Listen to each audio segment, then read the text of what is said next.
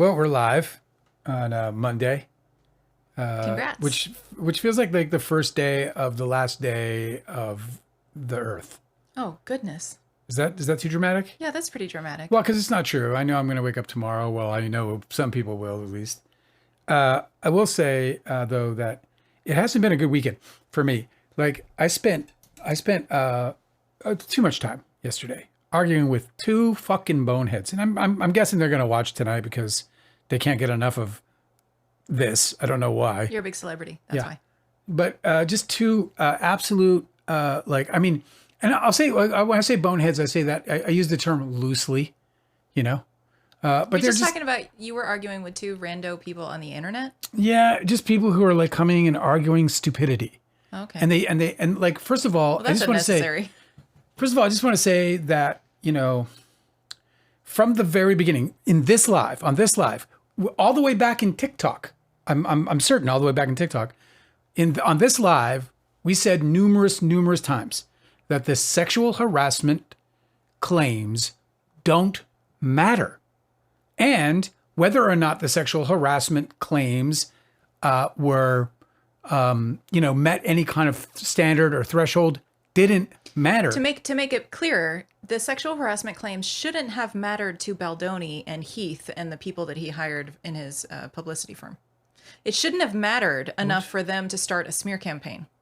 Okay, well, that's not what I'm talking about. But because they did, all of a sudden they do fucking matter. Well, that's not what I'm talking about. But That's yes, no. What I'm talking about is that they shouldn't have fucking mattered. I'm sorry, that they don't matter. The sexual harassment didn't matter. From the very, very, very, very beginning of this case, Blake Lively said the sexual harassment was a pain in the ass. And what we've learned through the depositions was similar to things we had been saying on this live from the very beginning as well, which was that their problem with Justin Baldoni was his hypocrisy more than anything. Yes. That this guy was going out and setting traps because he's being this supposed, savior to feminism, right? And instead, he's this thing, right? Who treats women like garbage, right? Who says inappropriate things without thinking, who runs a toxic set. Ange Giannetti said in her deposition, it was a shit show. Well, that shit show was being run by Justin Baldoni and Jamie Heath.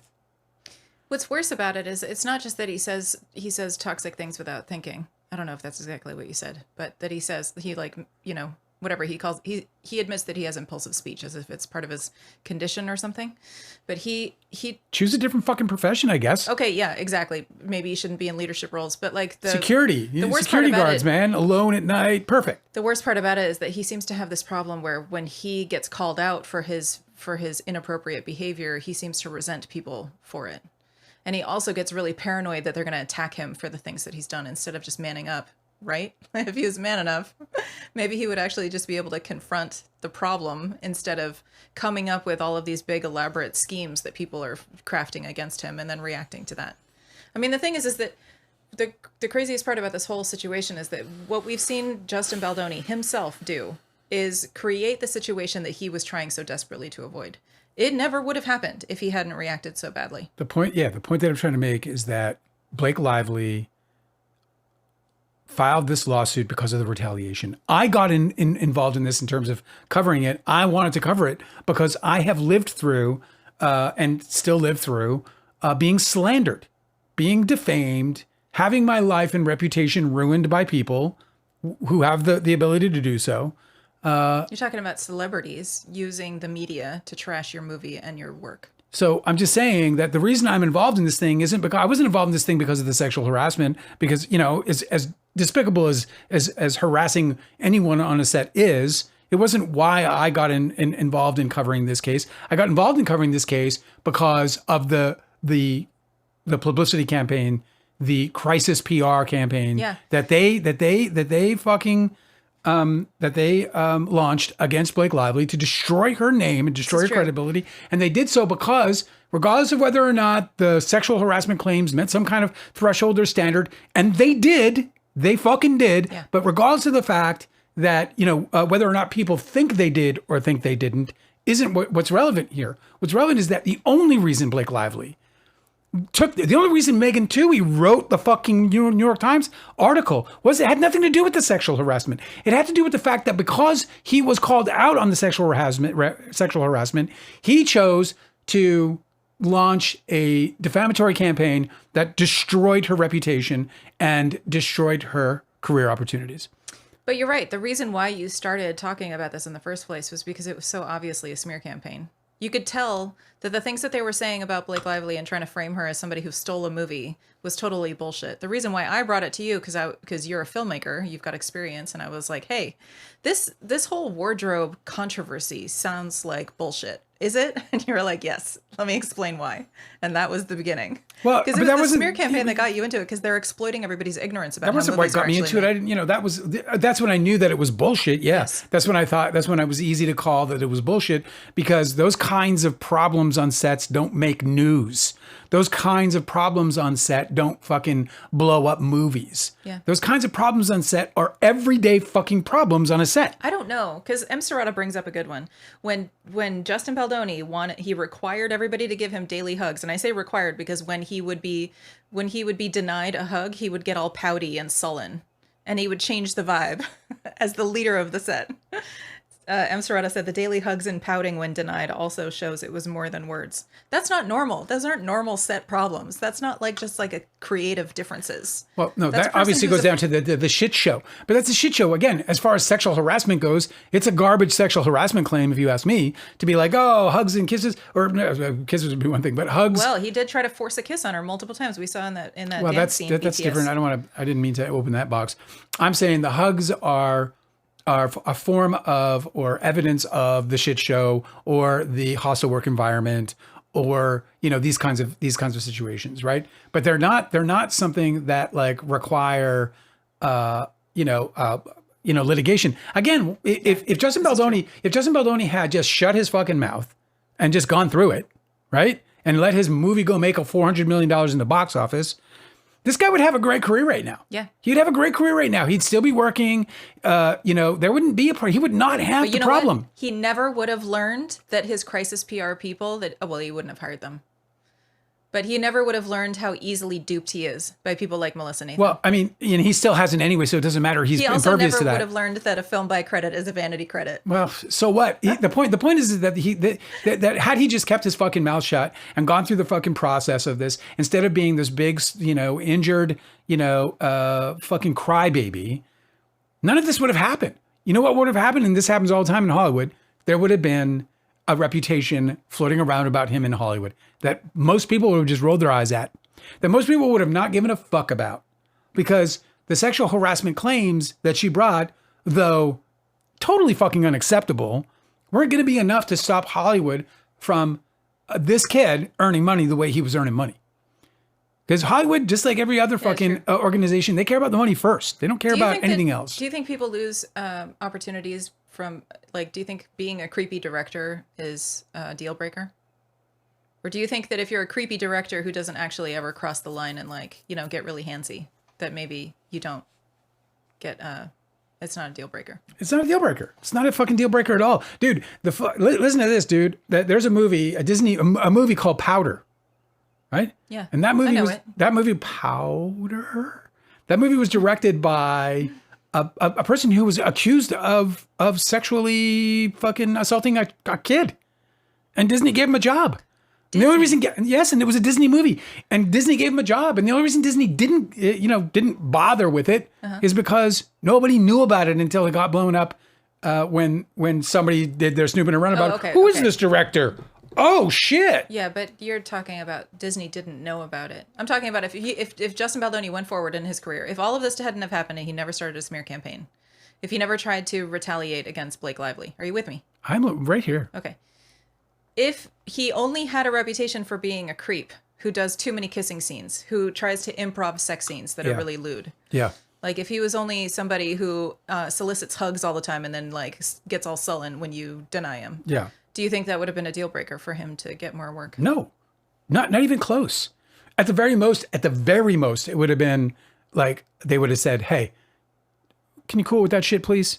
Or, "You know what? We totally want to work with you, but There have been complaints, rumors around Hollywood that you've got this like culture, and that culture is not acceptable for Yeah, but us. they didn't change as a result of the complaints they did get on this set. That's not the point that I'm making. The point I'm making is that if he hadn't brought the fucking the crisis PR, if he had, there would have been no New York Times article. Yes, I know. Megan Twohey would not have anything to write about. Right, it's her. The only thing her she had beat is retaliation for sexual harassment. That's all she had to write about. Everybody all thinks she the New ever York writes Times. about. Everybody thinks the New York Times article. You know, all the Baldoni fans. They think the New York Times article was about sexual harassment, and it practically had nothing to do with it. So that was merely the catalyst to the problem that she wrote about, which was retaliation. Yeah, her subheading for the article was "Inside a Hollywood Smear Machine."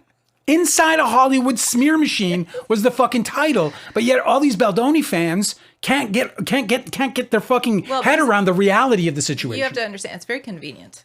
It's very convenient to narrow your focus on something that is deniable, as opposed to things that are not deniable, right? Like the things that are continuing to trial. Listen, I think it's, I keep calling them Baldoni fans, but the truth is all these Blake Lively haters, I think there's a good portion of them, maybe even the majority of them, don't really give a fuck about Baldoni. They just want to hate Blake Lively. Why? Don't know. My favorite part of this, I guess because she was rude to Kirsty Flaw. my favorite scandal in this whole thing is the Van Sham lawsuit scandal. Because when in the history of everybody have we given a shit about whether text messages that actually admit wrongdoing were obtained, in a forthright manner or not? Right? That the text messages exist, that the scheme has been revealed. That's what we always care about. Everybody who's ever, enjoyed true crime or any of these like investigation podcasts or anything like that, that the evidence exists is what matters. Whether it's admissible in court has never bothered anybody. You know what I mean? Yeah. That's my favorite part. Because it just shows you how much they move the goalposts when it suits them. Yeah. You know? Victoria says Sony said that Blake Lively made a huge mistake and that she buried herself. No, they didn't. Sony didn't say that. Somebody at Sony said that. Sony didn't say shit. Yeah. And also, if you want to listen to fucking Sony, why don't you listen to the actual head of the fucking studio who called Blake Lively a genius? Hey, I don't appreciate the way you're talking to our chat. I don't care. Why isn't that why isn't that top of mind? I think you should be because you pull things conveniently out of your little fucking purse of fucking insults to throw at Blake Lively so that it serves your damn narrative. I think you should have some compassion for the people who have been very terribly manipulated. I feel sorry for them personally. I feel sorry for them, and so I feel like it's just a little strange that you want to beat up on them when they're already so beat up. I'm not beating up on anybody. I'm fucking irritated, bro. I spent the weekend listening to... Don't be irritated at them. They're not... I can be irritated at whoever I want. This is true. I don't... I spent the weekend and look, it was my choice to do this and I could have just walked away and I didn't. And, honestly, I can't wait till the case is over so that I can be done with all of these fucking people. But, and look, you can look at our subscribers to see how much people give a fuck about A, what we say, or B, about anyone who actually cares about the truth in this case instead of just bashing on Blake Lively. If we were sitting here bashing on Blake Lively, we'd probably have tens of thousands of subscribers right now. If we were sitting there, if my story was Blake Lively did to Justin Baldoni what Leonardo DiCaprio did to me, they'd be piling in, they'd be throwing money at me, they'd be doing all this fucking garbage. Instead, they're getting the actual truth from me, or they're getting my interpretation of the actual truth, and for them that bothers them. Did Cosmic Energy is asking if I knew Donovan Leach, and I did not know Donovan Leach. Do you know who that is? No. Do you? It's a recognizable name. That's a celebrity name, ain't it? You don't get named Donovan Leach and then not get your name in lights. I don't even know if I'm saying it right, actually. Musician and songwriter, 79 years old. No, Donovan. No. The musician, Donovan. Donovan. Oh, Donovan Leach. No. Scottish musician? I mean, I'm old, but... Did I know him? My circles were, Why is such a weird question? You're just trying to change the topic. Ione Skye is Donovan's daughter? Oh, really? I never met... Donovan Leach, he had a kid he also named Donovan Leach. And that guy is 58 years old. Oh, so somewhere around my age. That Donovan Leach, I see. Did you know him? Let me see. No, I would know the name. No, I didn't know who that is.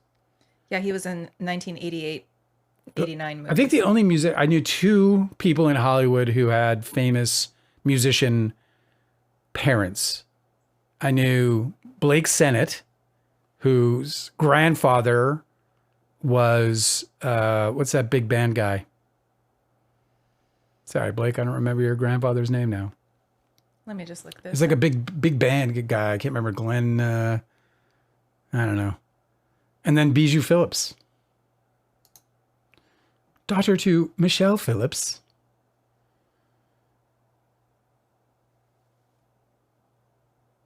Goddamn, I can't remember.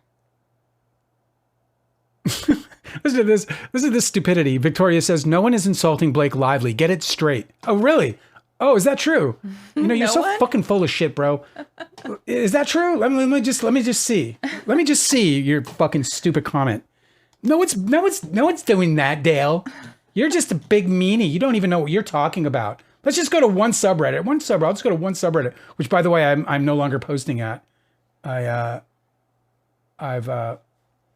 chosen to leave that sub forever, because all they do is you're so fucking full of shit. Like, this is the thing that's driving me nuts about these people. They're just full of shit. Oh, Victoria says, I honestly think that Blake is trying to settle this. Of course you do. Of course you do, because of course you do. When do we get to the reading part? Hang on a second. Alan's out. We get to play with Alan for a little while. A scientist said, how have you missed all the juvenile nicknames? It's just fucking ridiculous. What a stupid statement. Honestly, it's just a stupid statement. But I'm gonna play with it, because what the hell? Victoria says, no one is bashing her. She made a mistake and now she has to live with it. Oh, you're so full of shit, She's Victoria. going to win in federal You're so court. full of shit. Is what she's going to live with. You're just living in a fucking lie. Blake, if you're releasing a statement this long, you're lying. Let me see. Let me see here. Crazy Blake. Here's a headline that people have upvoted to Crazy Blake Lively. Yeah, that's fucking perfectly fucking sane. Is back on Instagram after her meltdown. There was no meltdown. Now, if I go into the actual comments, and they talk about her, all they say are things. Listen. Perez Hilton came up with a bunch of names. Go to my Really just go to the comments and just go to our comments. Snaky Lively, and like, they just make up all these fucking stupid names, and all they do is bash that woman into the ground. I have a question for you. And treat her like trash for something that isn't even their fucking business to begin with. But what's your question? Did you always feel like you were missing out because you didn't have a name that somebody could like rhyme with some insult? What are you talking? My name is Dale. It rhymes with jail. It rhymes with pale, nail, fail. Oh, I've had that one a few times. Fail? Yeah. I guess you haven't thought through the I've been fortunate that neither my first name nor my last name is one that people can rhyme in an insult. Yeah. So Dale, just watch how it plays out. Victoria, I'm watching how it plays out. Yeah. I mean, clearly. And I can tell you right now that here's how we know how it's played out. Yeah, in the comments, oh boy, how dare we bash Plantation Barbie Blake Lively. Yeah, exactly. Exactly. Plantation guys, Barbie is like, do you see? That's not how you speak kindly about people. So what else is it? No, look at it. It's pure hatred for this woman. And it's hatred that she doesn't deserve. You know, like, it's one thing to like not like a celebrity. I have plenty I don't like. And I don't think the world's supposed to act like me, and I don't try to act like the rest of the world, quite frankly. But it is sort of my benchmark for reasonable sanity is my own bloody self. And that anybody spends any amount of fucking time in their lives pursuing their hatred of this woman or anyone, frankly, in online or otherwise, to me is just a certain form of madness that I can't comprehend. Yeah, right. But that to pretend that they don't do that all over this fucking issue is absolute insanity. Tangerine Gora is with us today. What's up, Tangerine? The judge was smart. He actually did a service to Lively. The jury will not have to see lawyers and witnesses arguing about the incidents of SH. We know that this in a court are harmful for victims. Yeah, I think you're completely right about that. And I also think that Blake There's Lively... more. Instead, the jury will have to focus on the smear campaign and not be distracted by the objective views on SH. Correct. All they have to do now is prove that she filed a complaint. Yep. That's all they have to do, and that complaint was in good faith. And we have the trusty testimony of Jamie Heath and Justin Baldoni, who both under oath in their own testimony said that her complaints were in good faith. There are a lot of really clarifying things in the judge's order about the complaint that she filed. You say filed, but that she just voiced a complaint. One thing that I thought was really interesting is for retaliation to count, it doesn't even have to be, the complaint of SH doesn't even have to be valid. She just has to be making it in good faith. But if later on in a court they determine that it wasn't actually a valid sexual harassment complaint, it does not matter. The retaliation still counts because she made the complaint in good faith and they reacted in a legally inappropriate way. So it's kind of irrelevant whether it was I mean, I definitely I saw with my own two eyes that he was repeatedly harassing her in that video. Yeah. When he was forcing a kiss on her and not communicating to her what the direction was. The horny growl was enough for me, bro. Oh my God. It was just nuts. We're talking about an MOS shot. We're talking about an MOS shot. She was working with her director as her scene partner and she was confused about what was expected of her and what he was going to do says everything, right? Yeah. Why was he trying to force a kiss on her the whole time without explaining? Victoria says that she actually liked Blake Lively before all of this. Watched pretty much all of her movies, but let me tell you, this situation has been very revealing of her true character. And how is that? This is a really interesting. And how that's a really common. That sounds like fallacy. bullshit to me. Maybe you're being honest, but it sounds like bullshit. That is a really common tactic that people use. Yeah, it's called the line and redirect. Yeah, it's an old school talk. Like she probably doesn't even know she's using it, but it's called a line and redirect, and it's bullshit. Yeah, that's bullshit. And it sounds like bullshit. And so, I'll just take it from me. I used to be on your side. I used to agree with exactly what you agree with, but now I feel different. Yeah. And also, what did Blake Lively do? Complain about somebody who she, by the way, here's the fucking funny part about all this shit. Everyone's like, oh, Blake Lively. By the way, just let me do this real quick before I get onto it. Cosmic Urgency is saying that, they're on the set, Donovan, Leach. Is that right? And Pedro Pascal are on the set for Denochi, which is the gay movie with Todd Haynes. Oh, so it's a little Donovan Jr.'s in it. So it's a go, and that's exciting. That is exciting. I'm happy for Pedro. I'm happy for Don Haynes. I'm happy for Joaquin, who got out of a lawsuit. Cosmic Urgency would really just like to talk about current events instead of all of this bullshit. Yeah, you're not the only one. Jacqueline said it's concerning what the judge said about the dancing scene, and we'll see. But I don't think the judge is going to change my mind about the dancing machine or dancing scene. Dance.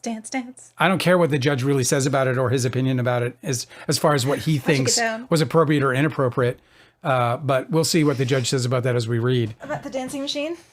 Oh, you didn't say Donovan was. Well, who are you saying? Oh, okay. So it's not Donovan Leach. Never mind.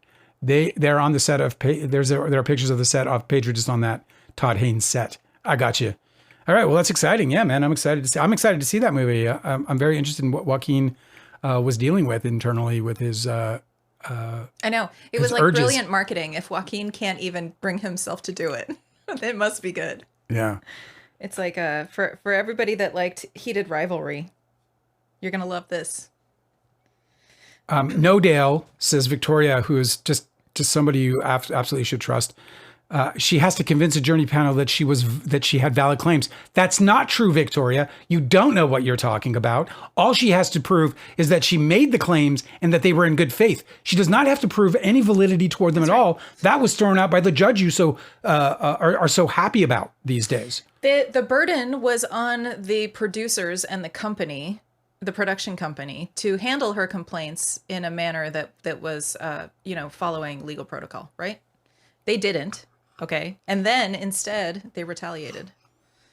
And that's why she continues to have a case that's going to trial. You're confusing the good faith. My guess, Victoria, is that you're confusing the good faith aspect with validity. It's not, there's no validity involved. There is no such thing as validity in sexual harassment because sexual harassment is very much a subjective thing. It's not an objective thing. If I say something that you find offensive, which I'm sure happens on this live more than once, you can decide that that's offensive for yourself. And it may not be offensive to everybody else present. We have 34 people right now, record-breaking day. All right? And the 34 people that are here right now, you might be the only person who finds what I'm saying offensive. If you are the only person who finds what I'm saying offensive, you still find it offensive. You know, and there's no law out there that's going to change the way you feel. If any individual in any workplace environment or otherwise feels sexually harassed, regardless if everyone else around them agrees or disagrees with that, doesn't change their good faith feelings that they are being harassed. And so if they were feeling like they were being harassed and then filed a complaint that they felt they were being harassed, despite the fact that everybody else in the whole fucking work environment didn't think that they were being harassed, that would not make their comment, will not make their comment, what do you call it? In good faith or out of good faith, or what would you call that? In bad faith. Mm-hmm. You got me all flustered, Victoria. You got me flustered. Listen, man, I can assure you fully and completely that Blake Lively made good faith Justin Baldoni says so in his deposition. Justin Baldoni says so himself. So does Jamie Heath. And beyond them saying and already admitting under oath that her claims were in good faith, she wasn't the only fucking one. This is the other part you guys can't get through your fucking head. Blake Lively wasn't the only one complaining on that set. Isabella Ferrar complained on that set. Blake Lively complained on that set. Jenny Slate complained on that set. Alex Sachs complained on that set. So stop pretending, bro. Somebody called Isaac said we're both wrong. Her complaint is real and valid. Oh, not we're not wrong. That's not the point. She has to prove that they retaliated because she complained based on the protected activity on January 4th. Correct. She has to prove that they retaliated because she complained. 100%, which I think is a slam dunk. I think that's just as easy as it gets. In fact, we already have under his deposition, we have in his deposition, we have, what's his name? Justin Baldoni. We have Justin Baldoni in his deposition stating that he knew that she was complaining about sexual harassment. Even if he disagrees, this is the thing you don't understand, Victoria. He can disagree. He can say it wasn't sexual harassment, and it doesn't matter. Her complaint still is in good faith. There's no validity here. This isn't about validation. This is about,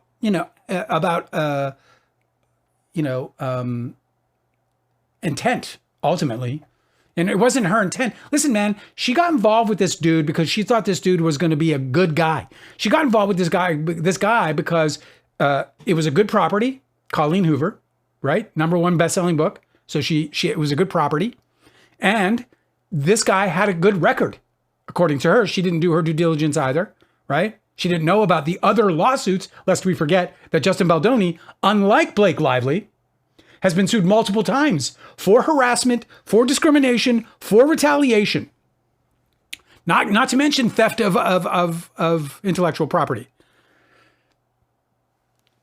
Do you know what I'm saying, mate? Are you with me? Are you watching the time? Yeah. I don't know what your plan is here today. Just trying to get because I know what I'm supposed to do. Yeah, I know. Look, listen, I don't mind engaging with people. This is a part of what we're here to do. Also, I just didn't know if you were watching the time about it. Because I'm having a great time. Listen to this bullshit. Buzzy Buzz Buzz 760 says Justin hired a crisis PR because Blake was forcing co-stars to unfollow him on IG. That's such bullshit. It's just such bullshit. And even so, that still doesn't constitute his the retaliation. Yeah. You keep talking yourself into your own fucking corner. That doesn't mean he can retaliate against her. She can go. Listen, you can tell people to unfollow me. People tell people to unfollow me all the time on this fucking channel. You think I give a shit? And do you think that gives me some kind of rights to defame people or to harm them or to intentionally try to destroy their reputations? Okay. It doesn't, dude. I've been searching this whole time because this the judge's ruling is pretty dense. Okay? Yeah. So check it out. To prevail on I am fucking angry, actually. Okay, but check it out. Now somebody called me an angry dude. No, I am. They don't understand that. Stop looking at the chat. They don't understand. Stay with me. That Alan is out. Okay? Just listen, because I found the thing. The judge cited other... Hey, eyes up here. To prevail on a retaliation claim, Yeah. the plaintiff need not prove Now, this is coming right from his ruling. the judge's ruling, but he's citing another case. This is, As they do. I'm not going to read this, like the last names in this case are bonkers. Okay. To prevail on a retaliation claim, the plaintiff need not prove that her underlying complaint of discrimination had merit. Oh, just read it one more time for Victoria, please. There's more. Victoria, this is for you. Start over. To prevail on a retaliation claim, the plaintiff need not prove that her underlying complaint of discrimination had merit. Do you see that? It doesn't need to another be way. valid. Put another way, a plaintiff may bring a retaliation claim where she has opposed conduct she reasonably believed to be discriminatory. That's all that has to happen here, and the judge says that she did. Even when a court later determines the conduct was not actually prohibited. So neither they don't have to come together. They're not puzzle pieces that fit together. They don't have to be puzzle pieces that fit together. Do you understand? Do you understand now the clarity of law? The You can law check that out. states, bro. That's like in the middle of the page. And by the way, this is shit we were That's on the middle of page 97. page 97, Victoria, for your, if you want to lick your fingers and start flipping through the document pages. So Okay, so is this settled then?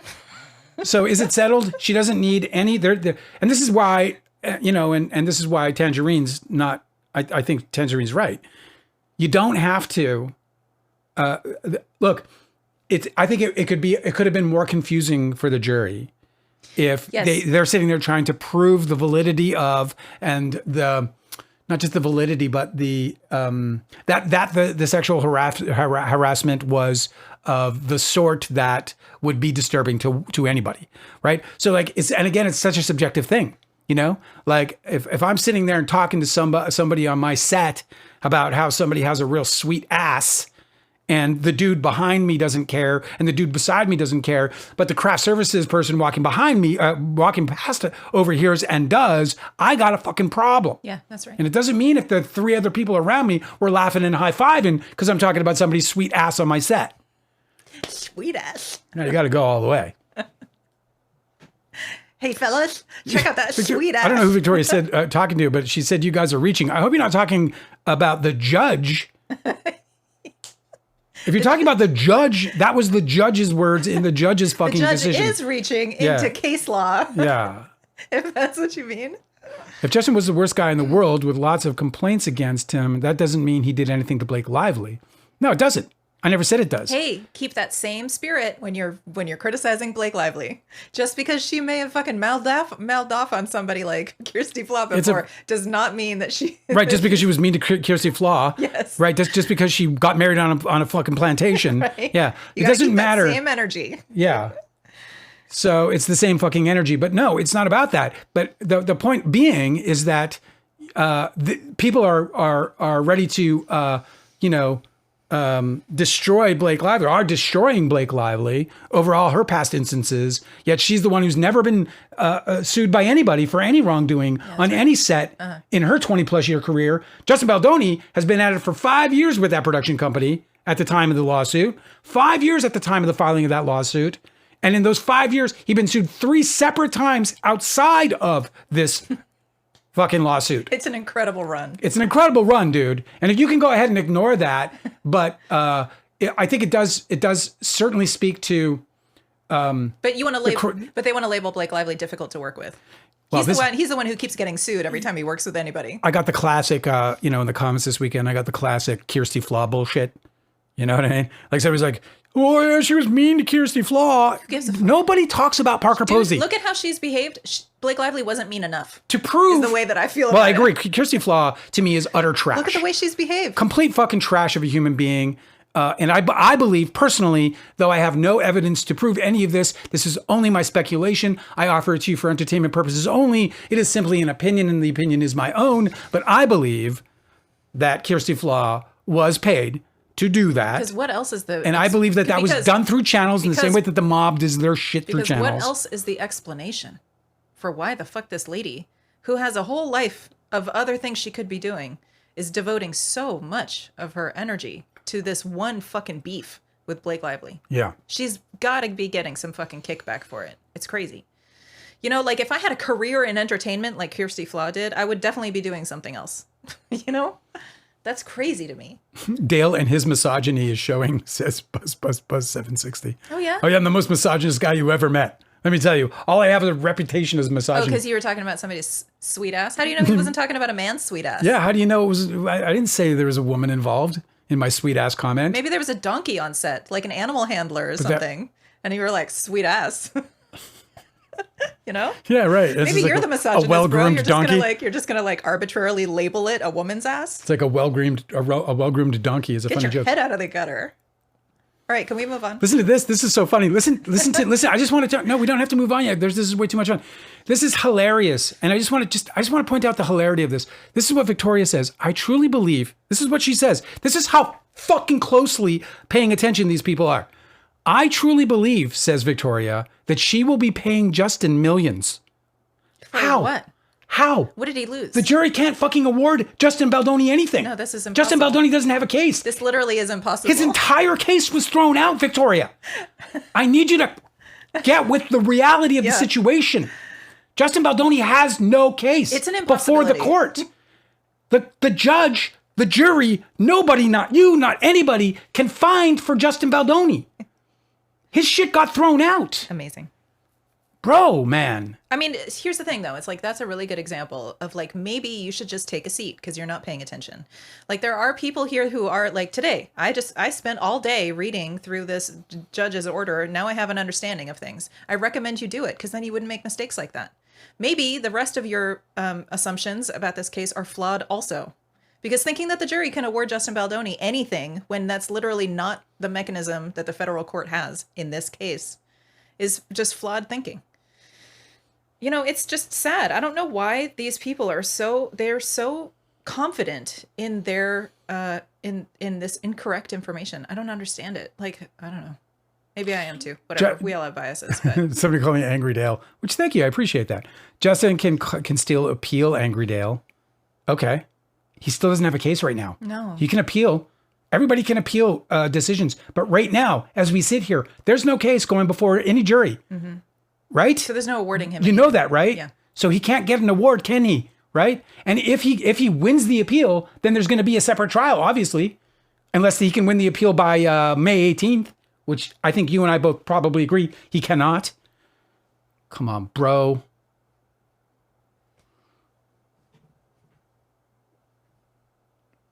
Somebody called me Mr. Wheatley, which is so weird because calling me Angry Dale is fine, but Mr. Wheatley kind of offends me. Offends you? Why?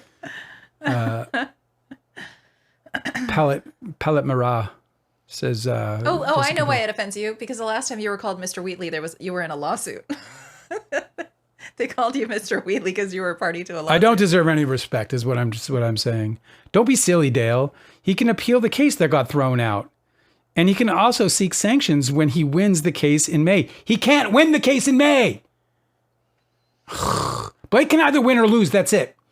He can't win anything. All he can get is found not liable. That's the only thing that can happen is that he can be found not liable. There's nothing he can win. I mean, yes, it's a victory for him if he doesn't get held accountable for his clear retaliation. Yeah. But if he gets lucky enough to somehow escape and squeak through the retaliation. And by the way, I want to remind you of something the judge said, and I can't quote the judge exactly, but I'm just going to remind you that the judge said when he dismissed Baldoni's $400 million PR stunt of a lawsuit, he said very succinctly, there appears to be strong evidence supporting a smear campaign. He also said that that Wallace did in fact appear to, the evidence suggests that Wallace appeared to smear Blake Lively with things not even related to the case. And again, I'm paraphrasing because I don't have it in front of me. But you feel free to look it up. It's all there. All right, you want to start reading this shit? Well, I just think we ought to because there's a lot. Yeah, I mean, Jacqueline's here for it, and we made a promise. Look, the chat's blowing up, and we got Yeah, but is it a bunch of fucking bots or what? No, there's actually some good stuff going on. Just this whole ruling is 152 pages, and I got through 45 of them the last time that we were talking about this. I have a lot to read today, but I just don't know how long you want to continue to read this. Maybe we should just get through it. I think it would be good to have it down because people don't have time to read these things on their own and nobody else is just, dictating it. I mean, I guess people use AI readers or whatever, but when they get into the numbers and the case law, that's got to sound really bad. If you have like some digital reader tripping over all of the case law citations. Yeah. Victoria wouldn't consider Justin's behavior harm if... I'm just digging the... Bye, Verapine. You're trapped. You're stuck. Captivated. Entranced. Unable to pull yourself away. You have become one with the chat. She stole the man's movie. Oh, you guys just keep saying the same nonsense. Oh, fuck, people just don't even know. Yeah, the same movie that he still owns. Yeah. The movie that he's still credited as the director for. He didn't lose anything. He didn't lose anything. In fact, he bought a new mansion in Tennessee with the money he made off the fucking movie. 7,000 square feet? 7,000 square foot mansion. I don't think that in Tennessee. He's not crying about it, guys. He had the same back end deal as Blake Lively. He probably made $8 to $10 million alone just on the box office. You guys are being so fucking fooled. It's ridiculous, man. It really is. It's just ridiculous and it's infuriating because I got to put up with the comments. And I mean, I do because like I want to answer them and I want to be cool with people or whatever. But this weekend I got battered a little bit. Yeah. Yeah, because it's so much. Shake it off, bro. Because you know what? There's much weirder shit going on in the world than this. Well, if you think that's not factoring in. That's true. There was hope though. There was the whole Walter Reed thing. I was like, I know. Oh my God. For 5 minutes, we're like, could it be happening? I told you though, my astrology reading on this was that Donald Trump is going to get removed from office. And I still think it's going to happen. I'm not holding my fucking breath. Well, you shouldn't because you would die. But, so please breathe through it. All right. Angela. Yes. Who's with us today and every day is going to read for you the judge's decision. And for those of you who are sitting here and defending this nonsense, stick around for the whole fucking thing, even if it goes on. It will go on for more than one day because I'm going to interrupt and scream and shout. But if you stick around for the whole thing, you'll recognize that the judge did not dismiss the sexual harassment claims based on their validity. That's right. He did, in fact, make some comments about some of the claims she made and saying that they didn't have foundation, things like, whatever, phone calls or whatever. But let's go on. Okay, so Blake Lively started out with, I think, 12 or 13 causes of action, and a lot of them seemed a bit redundant because she was citing different laws. Yeah. So it was like sexual harassment in violation of this labor law, sexual harassment in violation of this California law, right? So it was like federal labor laws, there was California labor laws. Anyway, those ones got thrown out, and the judge has to clarify why, okay? So a lot of this is like just that ruling, this is like, I'm still in the beginning of the document. This is page 45. Yeah. But it's interesting. It's informative about why she's no longer able to pursue those things and why it's based on technicalities. This is important for us to understand, or at least for Baldoni fans to understand, because his case has not gotten any stronger. His defense has not gotten any stronger as a result of this. Yeah. Another thing is that, what was I going to say? I can't remember. Oh, the three they were not shit. The three contracts that are at issue here is the offer letter that she initially got to perform her services. Okay. Yeah. Where she said she was going to perform services as an actor on the film It Ends With Us for 6 weeks.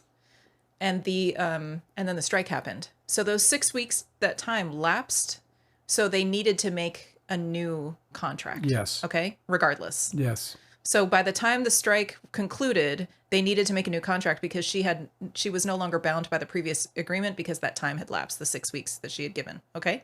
So that's important. So the offer letter, then there was the actor's loan out agreement that has a lot of the rules about what she will or won't accept. And then a lot of the things that she asks for, like travel and per diem and shit. Yeah. And then there is the CRA. That is what does that stand for? The CRA.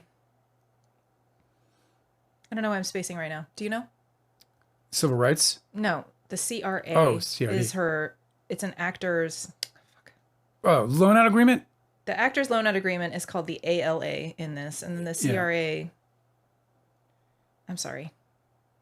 I don't know. I'm spacing because I was thinking about this all day. Ricardo said, as I understand it, Blake said she was an employee when in fact she was a subcontractor. Well, I guess you should throw her in jail and, No, but take all of her things. I mean, it just has nothing to do with it. She said that that her, despite being an independent contractor, what she means by that is that she's covered as an employee. I'm sorry, it's the contract writer agreement. Okay? The contract writer agreement, yeah. So part of the contention is that the contract writer agreement kept referencing the actor's loan out agreement, but the contract that she was trying, that they kept, the contract that Jamie Heath was like giving her an ultimatum to sign, where he was like, we'll give you more days in the editing bay if you sign your contract. What he's referring to is the actor's loan out agreement. Yeah. And what we learned last time we were looking at this judge's ruling, and what I didn't know before, is the reason that Blake Lively didn't sign her actor's loan out agreement is because she had added anti-sexual harassment language that Wayfair Studios wasn't willing to accept. So the reason why the actor's loan out agreement signature was pending was because they were not going to agree with her on having, and basically the language was, if I see inappropriate behavior, sexual harassment behavior, I get to walk. And the Wayfair Studios was like, no, the fuck you don't. So that was why they couldn't agree on that.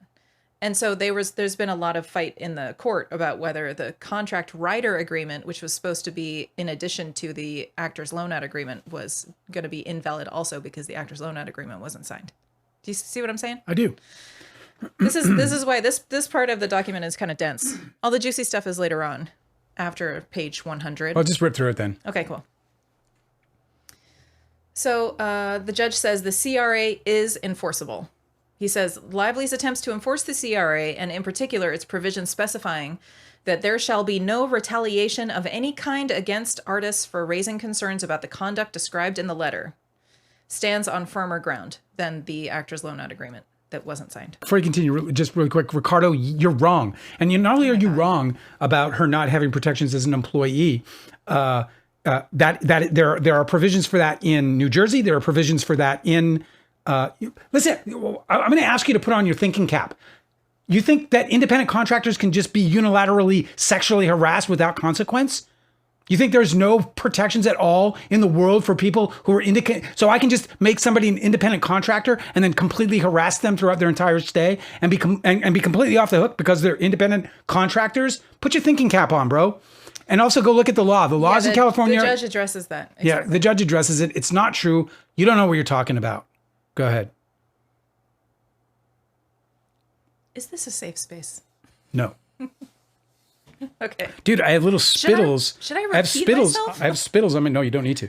I have spittles all over my keyboard. Okay. It's like, how are we supposed to reorient after the big distraction? Just reorient. Okay. Lively's attempts to enforce the CRA, and in particular its provisions specifying that there shall be no retaliation of any kind against artists for raising concerns about the conduct described in the letter. It stands on firmer ground. The production company makes two primary arguments why Lively cannot enforce the CRA. It argues that the CRA was not binding because it made reference to the actor's loan out agreement and thus had no force prior to the actor's loan out agreement adoption. Second, the production company argues that the CRA was not supported by consideration. That's a legal term I've just learned about today. Neither argument has merit. The court starts with the production company's argument regarding consideration. I'm skipping some citations, but this is the gist. Consideration is often defined as some right, interest, profit, or benefit accruing to one party or some forbearance, detriment, loss, or responsibility given, suffered, or undertaken by the other. Okay? It's well established that the slightest consideration is sufficient to support the most onerous obligation, which means, basically, a contract can be valid if you're like, I will give you $1 to build my entire house. Yes. So the slightest, you said the slightest consideration is sufficient to support the most onerous obligation. Sorry. And that the courts are not to inquire into the adequacy of consideration. Although courts will not second guess the fairness of an agreement or require equivalence in the values exchanged, There must still be something or real in the eye of the law that both parties agree to give up. If a promise is so insubstantial as to impose no obligation at all on the promiser, who says in effect, I will if I want to, then that promise may be characterized as an illusory promise. In other words, a promise in form but not in substance, and it will not constitute consideration. Okay. Regardless of where the burdens in this case fall, there is sufficient evidence in the record to conclude that the CRA was supported by valid consideration. In particular, when the parties entered into the CRA, Lively's legal duty to return to set for the second half of production was at least doubtful or subject to an honest dispute.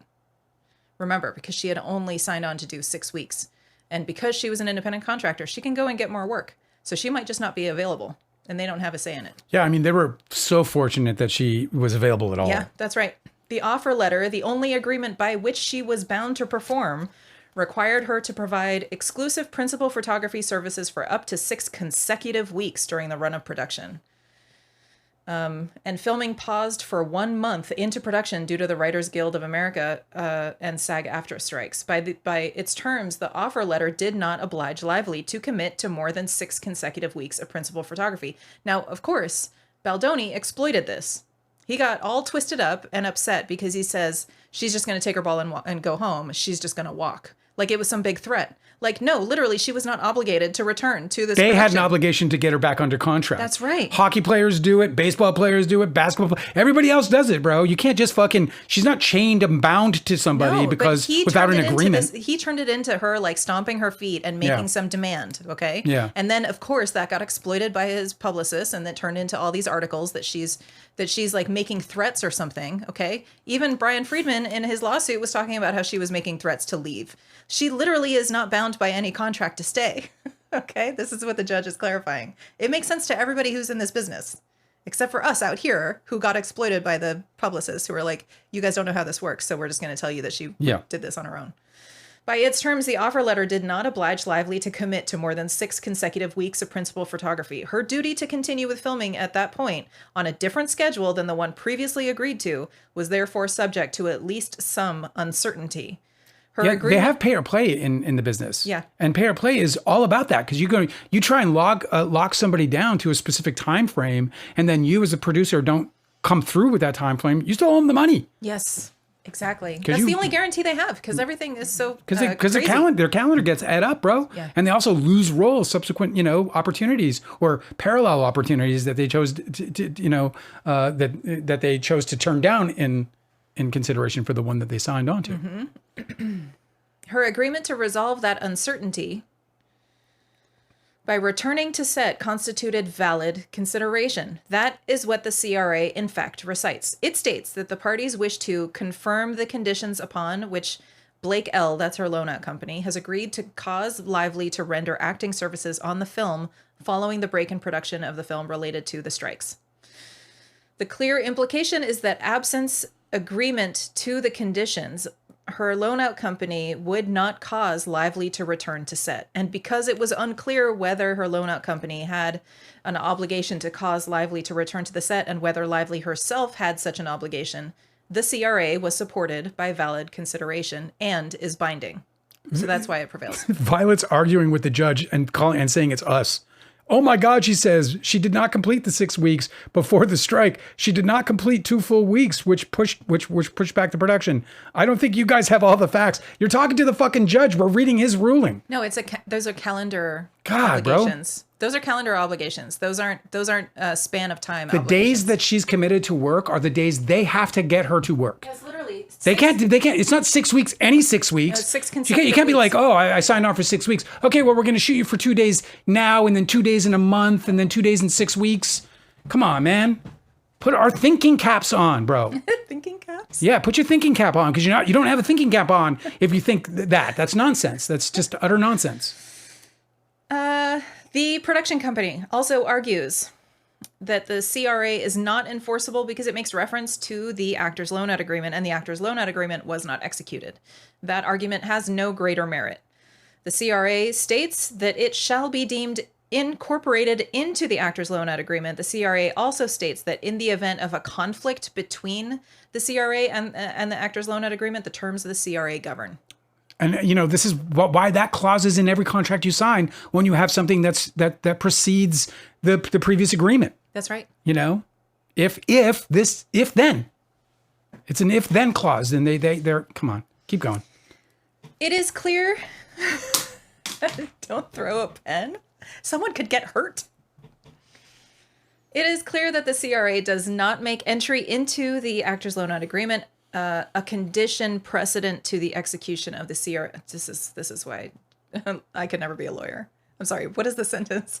It is clear that the CRA does not make entry into the actors loan out agreement a condition precedent to the execution of the CRA or to the parties' obligations under it. As previously explained, a condition precedent is an act or event other than a lapse of time, which, unless the condition is excused, must occur before a duty to perform a promise in the agreement arises. Are you with me? I am. Okay. The CRA sets forth a series of promises by the production company, none of which is conditional upon there being an actors loan out agreement, and each of which is stated to confirm the conditions upon which Lively would return to work. Like everybody in business affairs are like, okay, we have to make sure in the future that it's conditioned upon. Yeah. Like now it's like these are the kinds of things that set precedents for business affairs to make sure that contracts are binding throughout. Mm-hmm. See, even if you don't get a signature, you can still make it work, right? Of course. In context, the reference to the actors loan out agreement means nothing more than that were the actors loan out agreement to be executed, the CRA would be deemed incorporated into it and not superseded by it.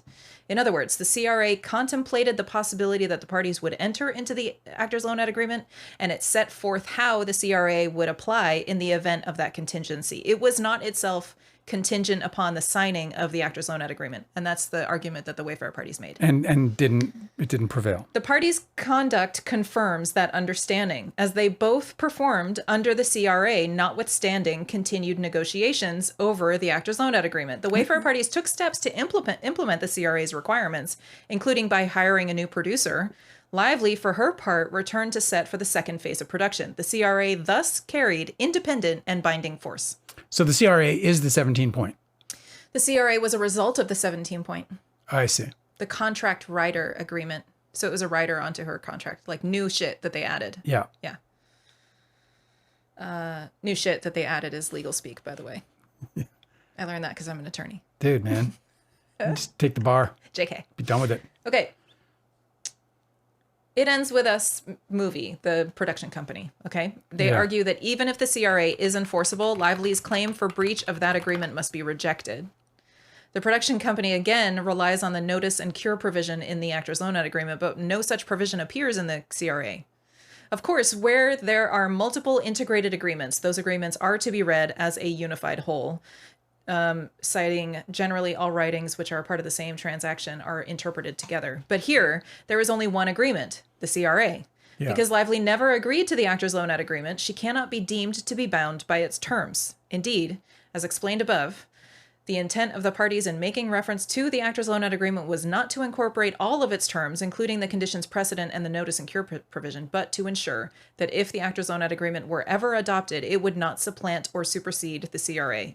In order to uphold the validity of terms incorporated by reference, it must be clear that the parties to the agreement had knowledge of and assented to the incorporating terms. I mean, it's and it just makes perfect sense because the last thing you want to do is create some kind of subsequent agreement that reflects the changes and the dynamic happenings of life and business. You don't want to supplant those with signing some retroactive agreement that was in negotiation. Yes. Not realizing that there were some contradictory terms to those new clauses but also, or conditions. By the time in January, when the CRA was something that they agreed to and signed, they were still negotiating the actors loan out agreement for months and months. So, I mean, they're two independent things. Yeah. Okay, here we go. The production company also argued that Lively's claim under the CRA fails because she cannot prove damages. And this is interesting. People were talking about this online, that they tried to curtail her ability to ask for damages in the trial in 4 ways. This is where it comes in, okay? Yeah. The production company It's already stupid on its face, though. That she can't prove damages is already stupid on this face. That she can't prove damages? Yeah. Oh, okay. It's just dumb That they tried coming to- out of their mouths. Yeah, okay. Yeah. It Ends With Us movie, the production company, makes 4 arguments in this respect. Number 1, that Lively cannot recover consequential damages, or what California law calls special damages, under the limitation on damages clause in the actor's loan-out agreement, the one they didn't sign. Yeah. Okay? Number 2, Lively cannot recover emotional distress damages for breach of contract. Okay? Number 3, Lively's alleged contract damages are improperly duplicative of her alleged statutory damages, so they don't want double jeopardy there. No. Number 4, Lively cannot recover damages for the lost profits or royalties of 2 entities that she controls, Blake Brown Beauty and Betty B Holdings LLC, for lack of standing and because such damages are speculative. None of these provides a basis for granting judgment on Lively's CRA claim.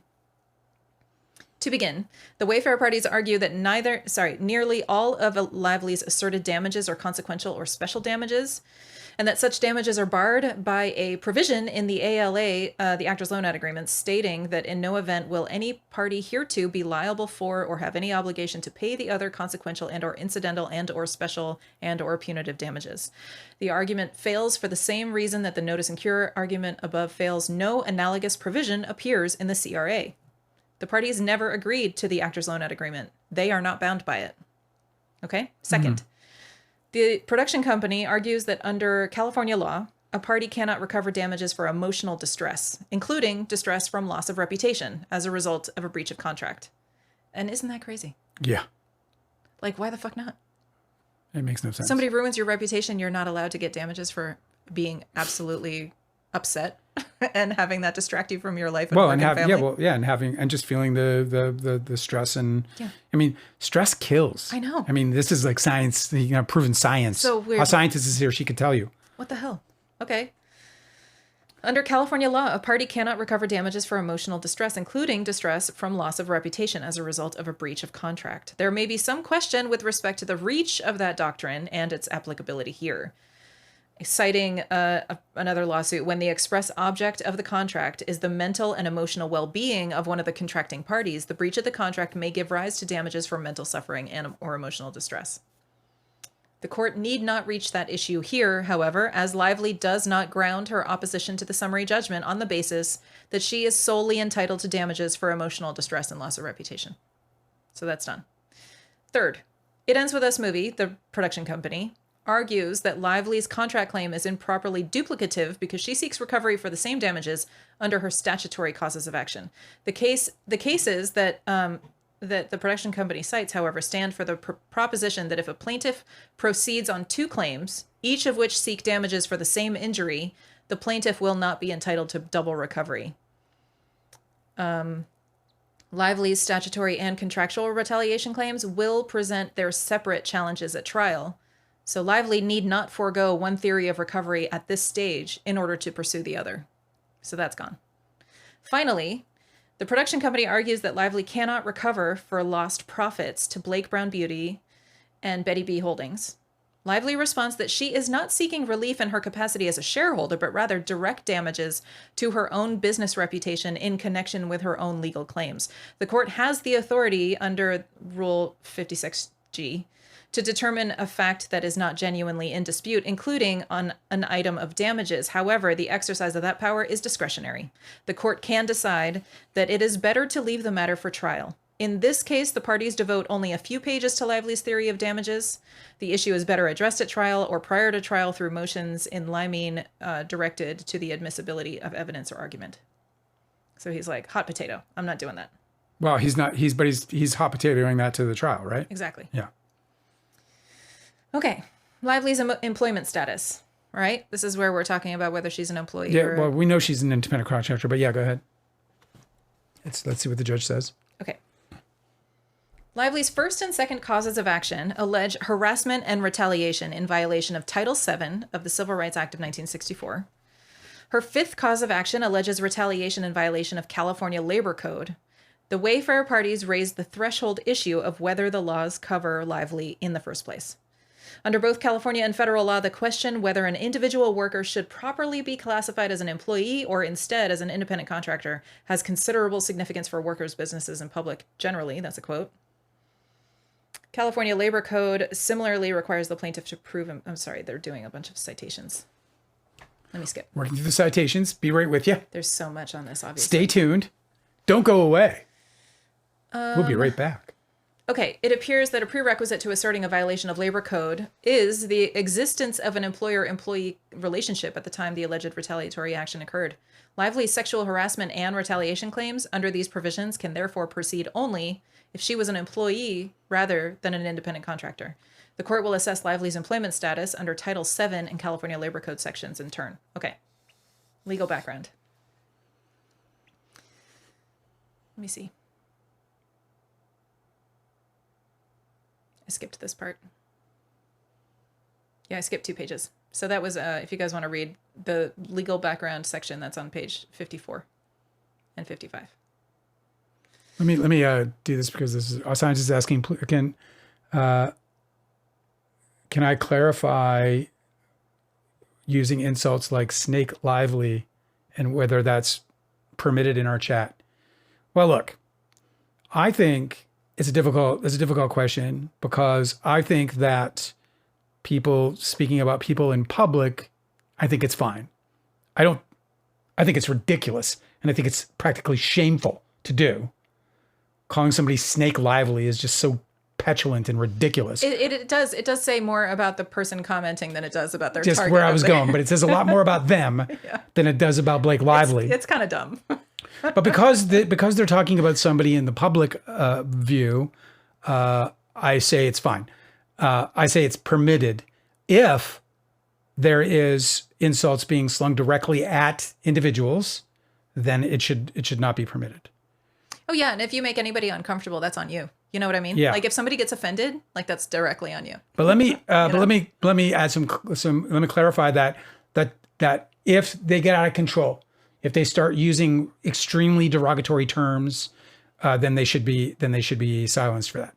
So like if they're saying, like if they're calling her, horrible, like Snake Lively it's like a child thing. It's stupid. But if they say something like using the C word or, other really phenomenal. I mean, look, how do you feel about it? Let me know in the chat. I think because she's this famous person in the public eye, it's kind of fine. I feel like that sort of thing is like it's like me calling Trump the orange, dictator. I think a lot of people just eye roll at things like Snake Lively, but if it's upsetting people, then there's your answer, Like nobody, we're not trying to let people hang around that are upsetting people. Shall I continue? I know it's riveting. Yeah. I know you can't wait. It's a page turner. I love it. Keep it going. It does. I mean, it's unbelievable how readable it is, Yeah, of course. Well, they speak the same language. Sometimes they don't. Okay. Shall I? Yeah. Sure. I'm not convinced. Here's what I'm going to do. I'm going to say that it's up to the mods. If you feel like somebody's being completely out of line, then I'm going to leave it up to you. You're mods for that reason. But if they're making stupid jokes and not upsetting anybody, but just use discretion. In other words, like if it's not truly harmful, they can't harm Blake Lively in this situation any more than she's already been harmed.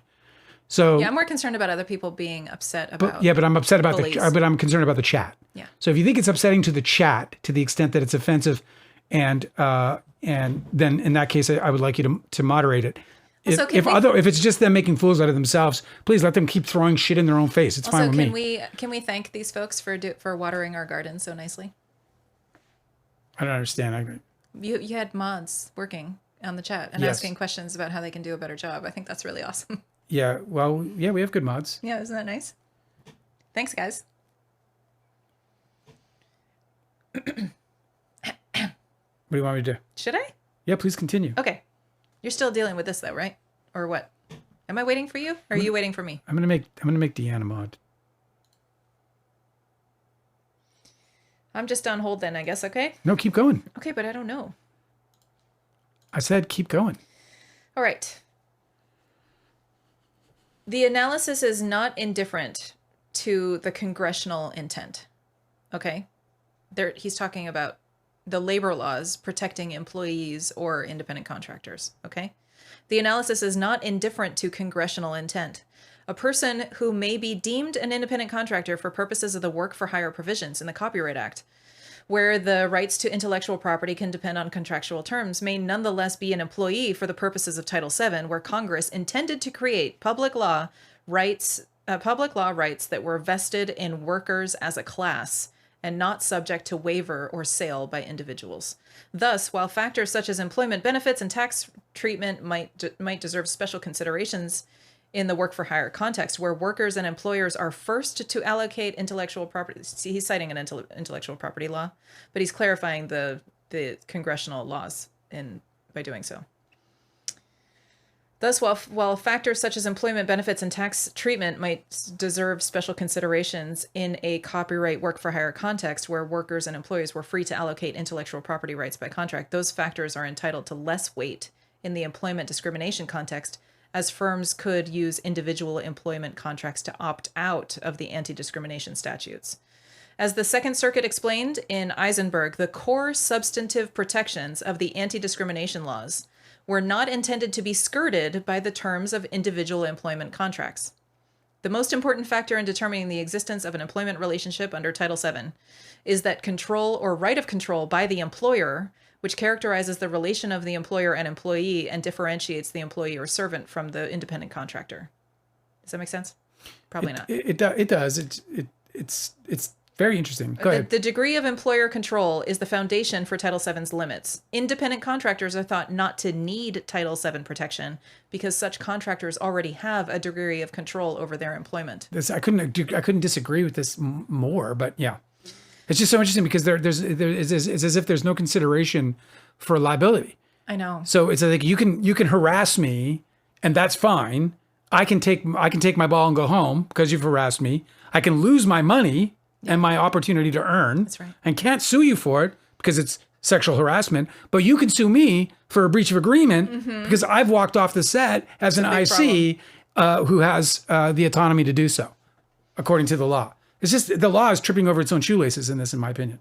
He cites these things called Reid factors. It's the name of a person, REID, and I missed the part where he establishes what this is. But Reid factors are all the factors that establish whether somebody is an employee or not. And obviously this comes up in a ton of labor cases, okay? Yeah. The presence or absence of each Reid factor raises a question of fact, but the ultimate determination as to whether a worker is an employee or an independent contractor, that is, the balancing of the Reid factors, is a question of law. Okay. The presence or absence. Oh, sorry. I just read that part. Based on the undisputed facts, no reasonable jury could determine that the plaintiff was an employee. The court may not shirk from stating that conclusion.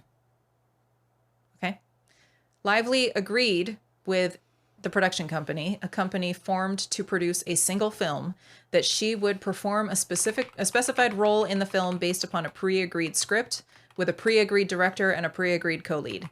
The offer letter between the production company and Lively's loan-out entity, pursuant to which Lively performed and was bound, gave Lively important rights, both with respect to the film and her participation in it. No change could be made to the script, the director, the co-lead, or double, if any, for Lively without her permission. Lively had rights with respect to her hair and makeup.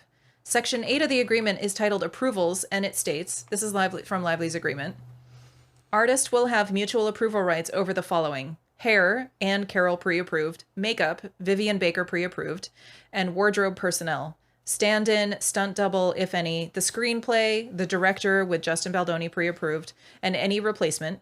And just by the way, I just want to point out the screenplay. Yes. Okay. Yep.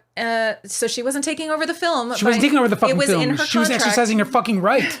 Yes. Because, by the way, all the fucking movie stars who are fucking big, giant movie stars have this right almost all the time. They approve the screenplay. There are exceptions, you know, when you're working with people like Woody Allen before his disgrace, but even after his disgrace, you probably don't have any screenplay rights for a guy like Woody Allen or a guy like, but even James Cameron, bro. I mean, I literally sat in a meeting where Leonardo DiCaprio's manager was fucking telling James Cameron that he's got to fucking take Leo's notes. James Cameron. And Leonardo DiCaprio before Titanic, before the release of Romeo and Juliet, when all he was a name my mom couldn't pronounce. I mean, he was Oscar nominated. So yeah, he was a big. But James Cameron had to take Leo's notes on the script. James Cameron had to take Leo's notes on the script. Yes. Okay, so this is basically just saying that she can't be an employee because she has too much control. She has to be an independent contractor under this scheme. Okay. Lively had rights with respect to hair and makeup. See Section 8 of the agreement is titled Approvals, and it states, artists will have mutual approval rights over the following: hair, Ann Carroll pre-approved; makeup, Vivian Baker pre-approved; wardrobe personnel, stand-in, stunt double, if any; the screenplay, the director with Justin Baldoni pre-approved and any replacement; and the co-lead for the picture with Justin Baldoni pre-approved and any replacement thereof. Meaningful consultations over the look of the role. So she did not take over wardrobe. That's in her contract. This is such common shit. This is what drove me crazy about this in the first place. It's common shit. Yes. And yes, they ran up the budget a little bit, but it was like it wasn't even 20% of the contingency. No, they didn't think It was so either. absurd. Meaningful consultation over the look of the role, ad campaign, and release pattern. Hair and makeup personnel are exclusive to the artist, so she's not going to share those with other people. That's normal. Peter Owen is pre-approved as the wig maker. Okay? I love what a scientist just said. It's one of the reasons why his whole "she stole my movie" narrative is laughable. If you want solo control, choose a different medium that isn't inherently collaborative, That's like right. filmmaking. That's right. Oh my God. Fuck's He sake. must have been floundering the whole Well, time. I think that this was the whole like sort of meltdown that they brought upon themselves. Is they didn't understand the true collaborative form.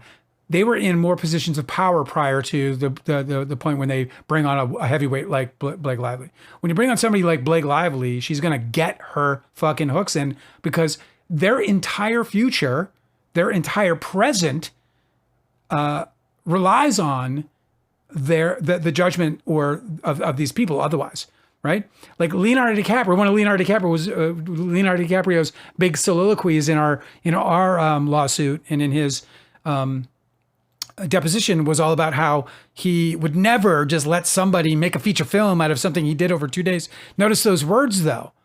Like he's just the actor. Yeah, he didn't own the right. property. That's right. He was just an actor. But there he is exercising what are more or less his inherent rights as a big movie star, which is that he's going to have control over the content as it relates to him and to the image that he wishes to portray to the public that is paying all of his bills, which are very, very high, particularly when you're taking over things like islands and ruining pristine, prehistoric beaches. That's right. Please continue. It costs a lot to do that. It does.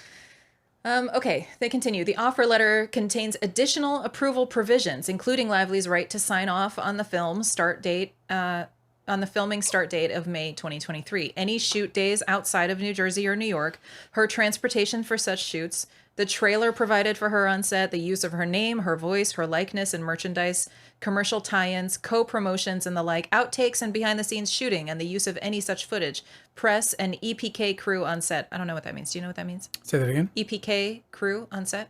No. Okay. Press and EPK crew. Executive. Extended press kit? I don't know what that means. I don't know. Okay. Interviews, press releases and statements, use of nudity and or simulated sex in the film, and digitizing or doubling of Lively in any such scenes. Doubling of Lively in the film more generally, and use of clips from the film. There is no genuine dispute that Lively's approval rights were honored in practice. Lively's counsel acknowledged at oral argument that there was nothing in the record indicating that the Wayfair parties ever ignored, refused, or rejected Lively's exercise of her approval rights under the offer letter. And then it goes through a bunch of, her extensive involvement in and control over many of the decisions related to the film. And this is heavily citing her PGA letter where she takes credit for doing so much work. Mm. I'm not going to read all of this because obviously we've read the PGA letter here, but it is extensive. And the judge is making the point that like, you don't do this sort of thing on a set if you're an employee. You do this sort of thing on the set if you're an independent contractor. Let's see. Tell that to the COO. That's 3 pages. If you guys want to see, I'll tell you where it is. Starts at page 59. The offer letter committed Lively to provide 6 weeks of exclusive principal photography services. Plus 6 consecutive weeks. 6 weeks of exclusive principal photography services, plus standard prep services subject to her approval and availability, and up to 3 free post days. At any other point, Lively was free to accept other work and to perform in other films, which she did. The PGA letter indicates that she was shooting another film while simultaneously working a minimum of 10 hours a day on post-production for this film. As for her working hours during principal photography, the offer letter cabined them. I don't know what that means. But anyway, there's a list here of how her work hours were cited. So the undisputed facts reveal that Lively enjoyed a degree of economic independence sufficient to make her an independent contractor. Although not every factor weighs equally in favor of that conclusion when viewed in isolation, analyzing the factors collectively eliminates any genuine dispute. That means that Lively cannot bring a claim under Title VII. The court first analyzes each Reed factor separately, recognizing that they overlap and that certain undisputed facts that are relevant to one factor could also be relevant to others. I'm not going to read these, but there's a list. The right to control. Lively enjoyed extensive control over the means and the manner by which the product was produced, both as a matter of contract and in practice. This is a whole thing. I'm just going to skip these, unless you want to hear them.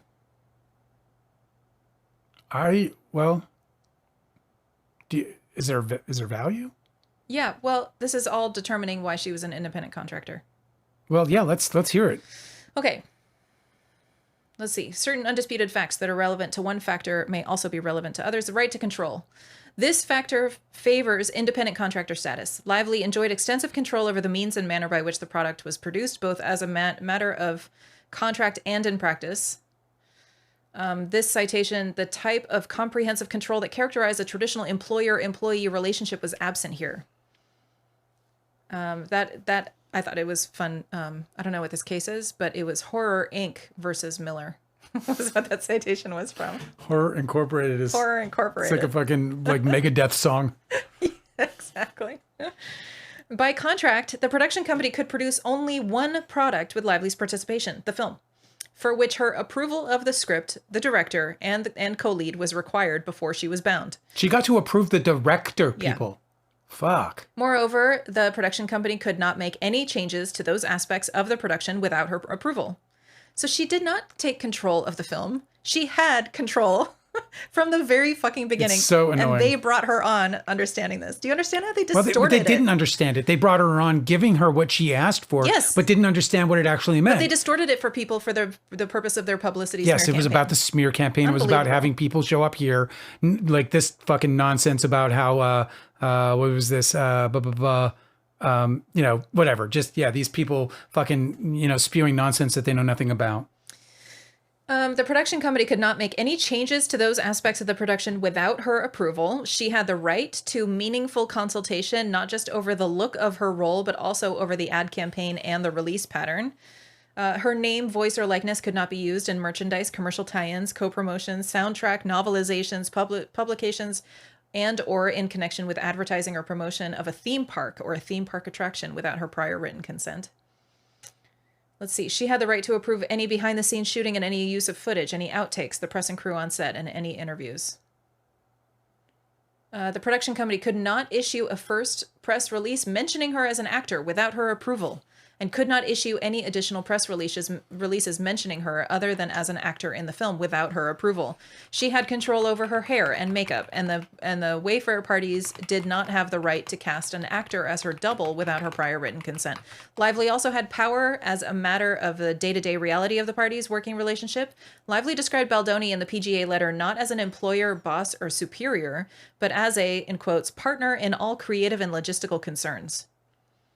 It is undisputed that, among other things, she reviewed and reshaped the production and costume design for all key locations and characters, performed significant rewrites of the script to incorporate feedback from the cast, studio, distributor, author, director, reviewed and instated COVID-19 protocols, led meetings with all department heads, the studio and the distributor, oversaw a team of editors, and coordinated and managed cast and crew's various schedules for the film's press and release. Lively emphasizes that the Wayfair parties had the right to control her performance because she had to render her acting services when and where they directed. Specifically, she states that she had to adhere to a set work schedule and provide exclusive services during filming. This is how she's contending that she was an employee.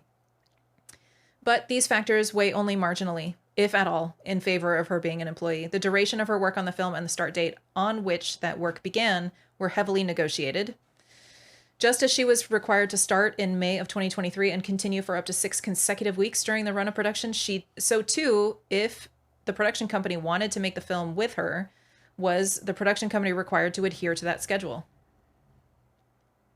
Moreover, that Livey's time commitment was defined by the task at hand, the run of production, with a maximum number of weeks during which she could be required to work, further suggests that she was not an employee.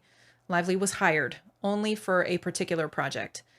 The production company could not assign Livey other projects. It had no right to any of her time beyond what was necessary to accomplish that project and what was outlined in the offer letter. Livey, not the production company. It's just so weird that would limit their liability to her, though. Well, in terms of adhering to your, having a law applicable to your situation. I know, I understand, but I'm just saying, like, they're in this limited engagement, and this very defined, narrow engagement, right? I mean, first of all, Wayfair is financing, but it ends with us as a separate company. It ends with us as its own LLC.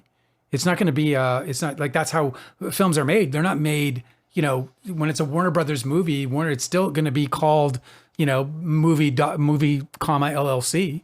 They form limited liability companies. Everything is an instance or an instance. Yeah, it's just an instance. Yeah, when I'm saying the production company, I'm not saying Wayfair. It ends with us movie. Right. So it ends with us movie company. Is this separate entity.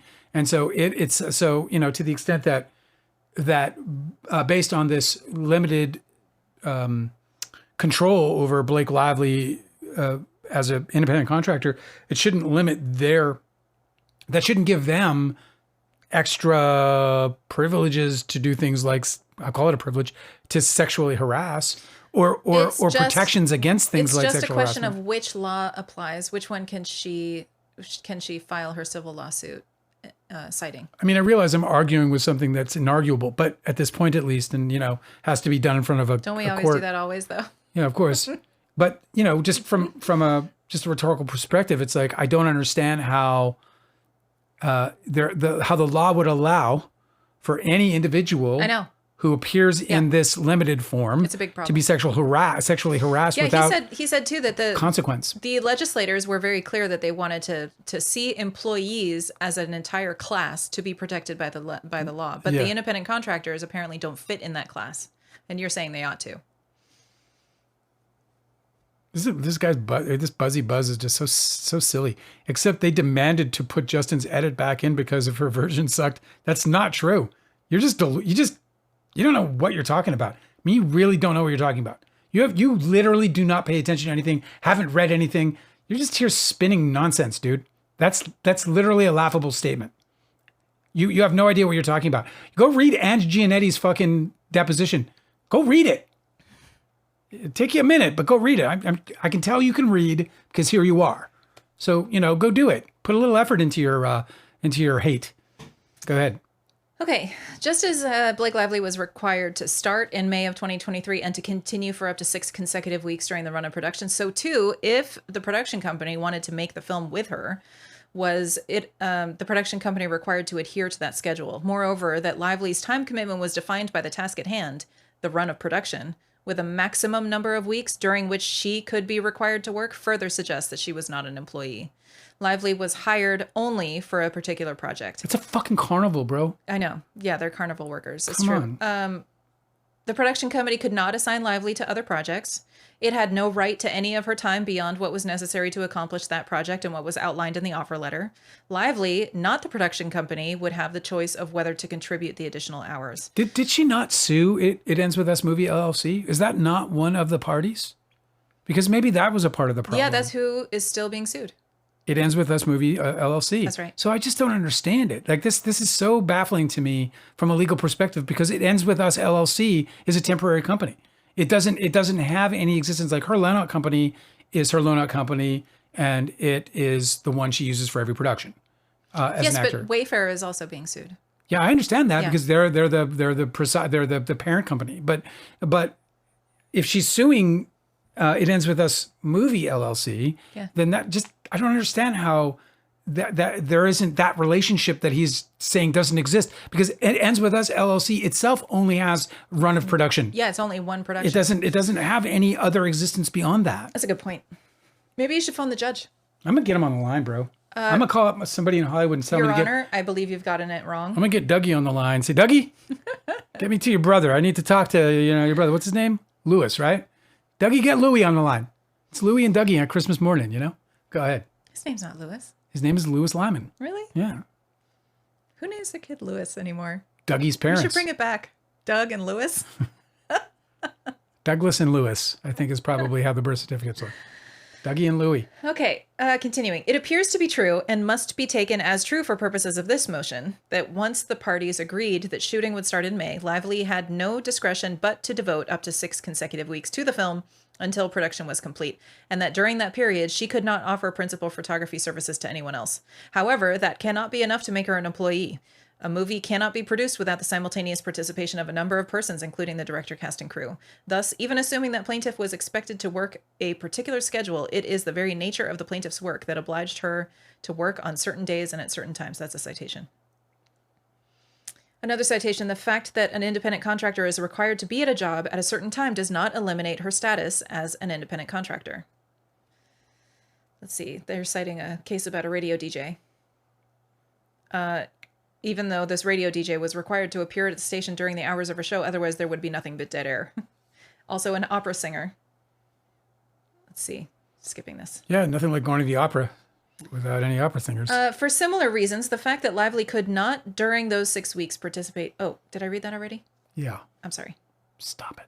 No, this is different. Oh. For similar reasons, the fact that Lively could not, during those 6 weeks, participate in principal photography for anyone else also does not make her an employee.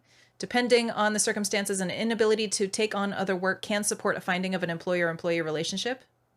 That is because the freedom to accept other work from other sources lies at the very heart of the independence adherent to independent contractors. In context here, however, the requirement that while principal photography took place, Lively's acting services would be exclusive to the production company does not reflect that she lacked the economic independence to be an independent contractor.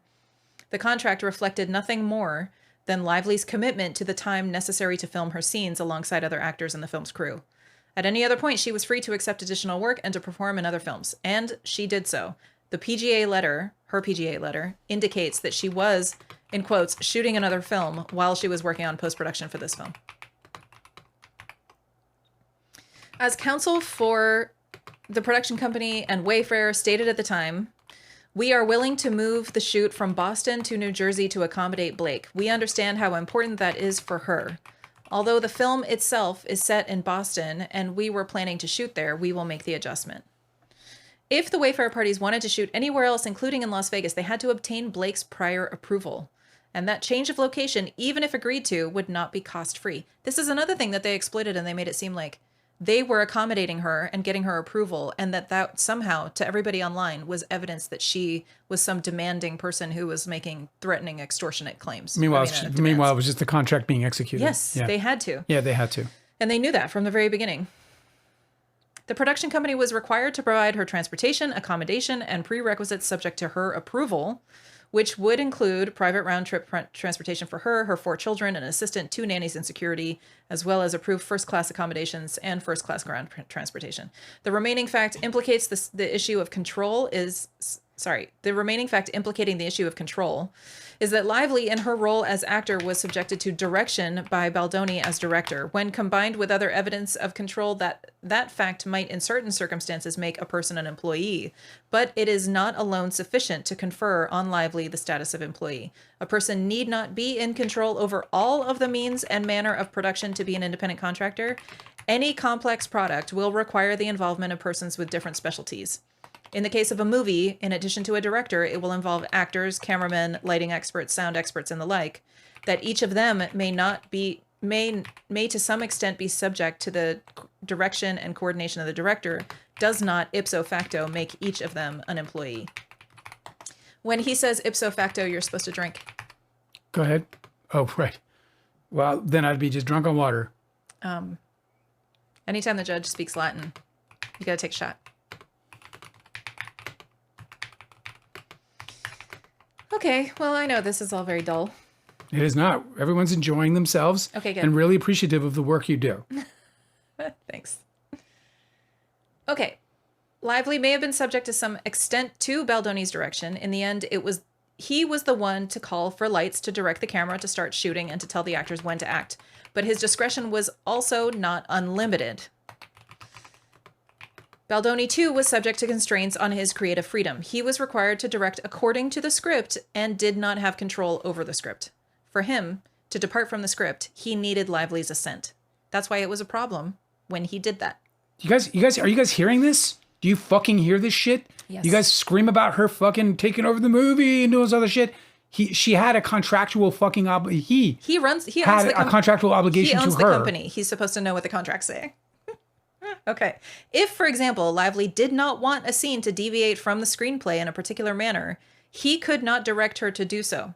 Lively admits that she helped to block the staging of every scene for shooting efficiency, that after the labor strikes, she was writing as the film was shooting, and that she watched the monitor between every take to be sure everything that ended up on screen from every department was best servicing the film and led the changes needed to get there when applicable. That's from her PGA letter. Lively accordingly participated with Baldoni in the creative collaboration and exchange of ideas on similar, albeit non-identical footing.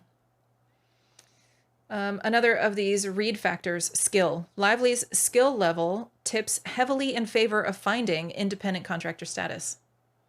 So that she's so good. She's so good at the game. Undermined her case. Isn't that how it goes? Yeah. Lively's skill level tips heavily in favor of finding independent contractor status. The Second Circuit has stated that those in professions akin to that of architects, photographers, graphic artists, drafters are often found by courts to be highly skilled independent contractors. It has found that screenwriting is such a skilled position. Skill level, of course, is not determinative of employee status. A physician with years of training and specialized skills can still be an employee. Ship captains, managers of corporations can also be employees under certain circumstances. However, skill can connote a degree of control by the hired person over her employment.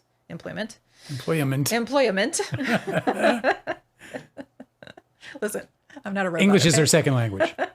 It's also her first language. An actress is a skilled position requiring talent and training not available on the job.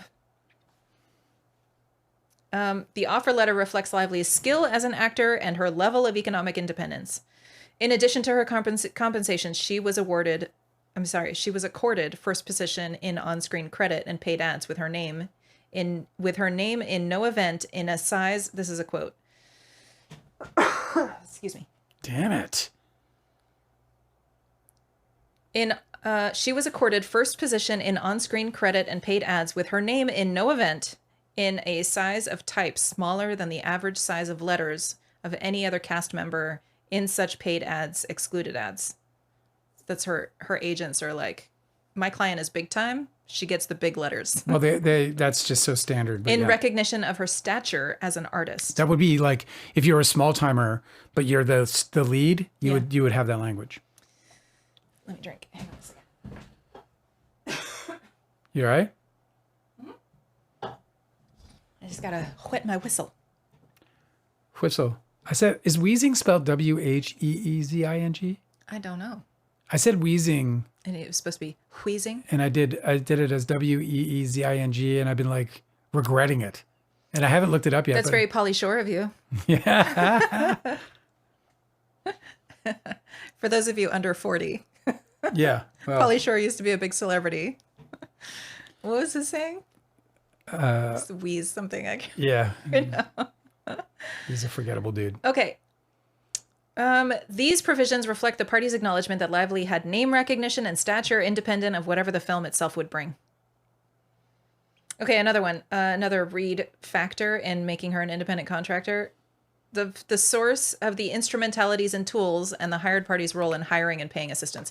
The source of the instrumentalities and tools is also consistent with Lively's status as an independent contractor, where the plaintiff is dependent for her livelihood upon instrumentalities and tools provided by another. Like your work truck is your employer's work truck, right? Yeah. The plaintiff is more likely to be an employee. It is also normally understood, especially where the tools are of substantial value and the person who has been provided them will follow the directions of the owner in their use. A person who has no control or ownership over the tools of her trade has greater need of Title VII's protection. The undisputed facts here reflect that the production company contributed the set, the camera, the sound, the costume, and the crew. Lively could not appear in the film without a camera and sound technician to record her and a costume to wear. But that fact alone does not suggest that the production company was in control of the instrumentalities and tools to make this factor weigh in favor of Lively. I don't know. That sounds like a strong argument to me. The instrumentalities and tools also included Lively's celebrity and acting skills, for which the production company paid a large sum. Lively also, in quotes, called in favors with home design and fashion contacts to get items loaned, discounted, or gifted to save costs associated with both production design and costumes. And during post-production, she provided her own editors to participate in the editing of the film. And the fucking thanks she gets. Yeah. She's sitting there mitigating the expense because she knows that there's some burden. And the fucking ingrate they use of Justin Baldoni and Jamie they were Heath probably to thankful scold her for it. They were probably thankful at the time. They were probably cool with it about, that's so awesome. You're so great and all this other stuff. But then, yes, when it came to the smear, then, all this game. She got them a bunch of like loans and discounts, and she had fashion contents to make their movie look better. She brought on her own editors, whatever the judge says, noting that the actor there provided some of the tools and instrumentalities of her own work. Moreover, while the production company owned the screenplay and enjoyed the authority to hire members of the cast and crew, there is evidence that it shared the practical ability to exercise that authority with Lively. The offer letter gave Lively approval rights over hair, makeup, and wardrobe personnel. You hear that? She didn't take over wardrobe. She had control. They offered it to her. Yeah. Okay. Lively led... It's also such fucking bullshit. I know, it's nonsense. Okay, Lively led the hiring of a freelance producer to help balance the set, and the hiring of a new intimacy coordinator and intimacy doubles to help block out the sensitive scenes for both safety and shooting efficiency. She personally called and or wrote emails to crew and put forth names for department head roles, including hair, makeup, director of photography, costume design, transportation, security, camera operators, etc. She also went through hundreds of casting tapes to help find the rest of the cast and personally identified the actor to play Jenny Bloom, her mother. She was involved in the firing of the first assistant director. These facts also point towards her independent contractor status. No Two Trolls is doing Deanne's hair, and then Deanne is updating No Two Trolls on the chat. Isn't that cool? That's neat. Yeah. That's so dope. You guys are hanging out together? They're hanging out. I'm jealous. I know. You got to go to New Zealand to be a part of that. Did you guys drink when the judge spoke Latin? You're supposed to drink. The ability to hire others to run a business is evidence of the type of considerable independence and discretion that supports a finding of independent contractor status. Okay. All of this and more is saying that she's an independent contractor. Yeah. You can skip the rest if you want. If you want to get to the meat and potatoes. The prime rib. Another one, I'll just say, just to summarize, that the duration of the relationship and whether the hiring party has the right to assign additional projects to the hired party. They did not have the ability to just put her on another project. So there's that. There's also the method of payment is another one that they considered. That's another Reed factor.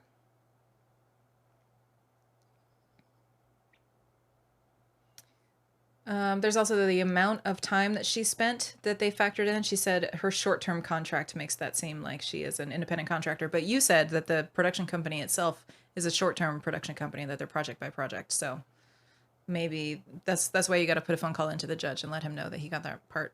Maybe he didn't consider it. It's just crazy to me. I mean, she can't be an employee of something that no one can be an employee. It kind of turns every single human being that's hired on that production as an independent contractor. But I guarantee you that they were withholding taxes. The method of payment, they're saying when a person is paid on the basis of projects completed rather than hours worked, that is suggestive also of independent contractor status. Agreed. Let me see. Oh, whether the work is part of the regular business of the hiring party. Finally, there's no dispute that the Wayfarer parties were in the business of producing films and that Lively's work related to that business objective. The Second Circuit has cautioned, however, that whether a hiring party is in business indicates nothing about whether the hired party was an employee of that business. and that this factor will generally be of little help in this analysis. Let's see. She enjoyed the economic independence to walk at any moment. No, she didn't. No, but listen, the judge is saying, don't argue with the judge. He didn't even finish his sentence. Fuck him. She enjoyed the economic independence to walk at any moment, with the only consequence being that she would potentially be in breach of contract. Well, that's what that doesn't make. Oh, come on. Okay. Employees have more rights. Employees have more rights. Let me not skip this. Let me just read this whole thing. Okay. The I balance. Smash my glass and say, I quit. Don't. They got more rights than I do, or than she would. Don't you quit me. I wouldn't be liable. Oh, no, wait. So I can't quit you. Don't you die on me is what it. Fuck. Don't you die on me. What am I even doing anymore? Okay, the balance of the Reed factors. Okay, this is his summary. You've all been waiting for. Analyzing the factors and the relationship as a whole, the relevant considerations overwhelmingly point to the direction of Lively being properly classified as independent contractor. Lively is a highly skilled artist who agreed to contribute her acting skills and name recognition to a single purpose entity for the single term limited project. For equity in the project with heavily negotiated approval rights over her own performance and key aspects of the project, and with the ability to accept and perform other work outside of the short 6-week window during which her presence on set was necessary for the purpose of creative collaboration. Not only did she reserve substantial contractual control over her participation in the film, but she exercised that control. The court need not rely on her statements in the PGA letter that she produced every moment of this film, that's a quote, to see that her role far exceeded that of a traditional employee. She played a part in hiring and firing assistants, negotiated for the relocation of filming to be closer to her home, rewrote the script, conducted meetings with all department heads and the studio, oversaw a team of editors, and played a central part in shaping the film's look, marketing, and release. She enjoyed the economic independence to walk at any moment, with the only consequence being that she would potentially be in breach of contract, and she exercised that independence in negotiating the terms under which she would return to work. She also enjoyed equity in the film, ensuring that her compensation would be based not just on her own work, but on the film's success as a whole. There is limited case law bearing directly on the status of an actor as an independent contractor under the federal anti-discrimination laws, but the court's conclusion is consistent with the case law that does exist. This part is interesting, though. She enjoyed the economic independence to walk at any moment, with the only consequence being that she would potentially be in breach of contract. What are the other consequences?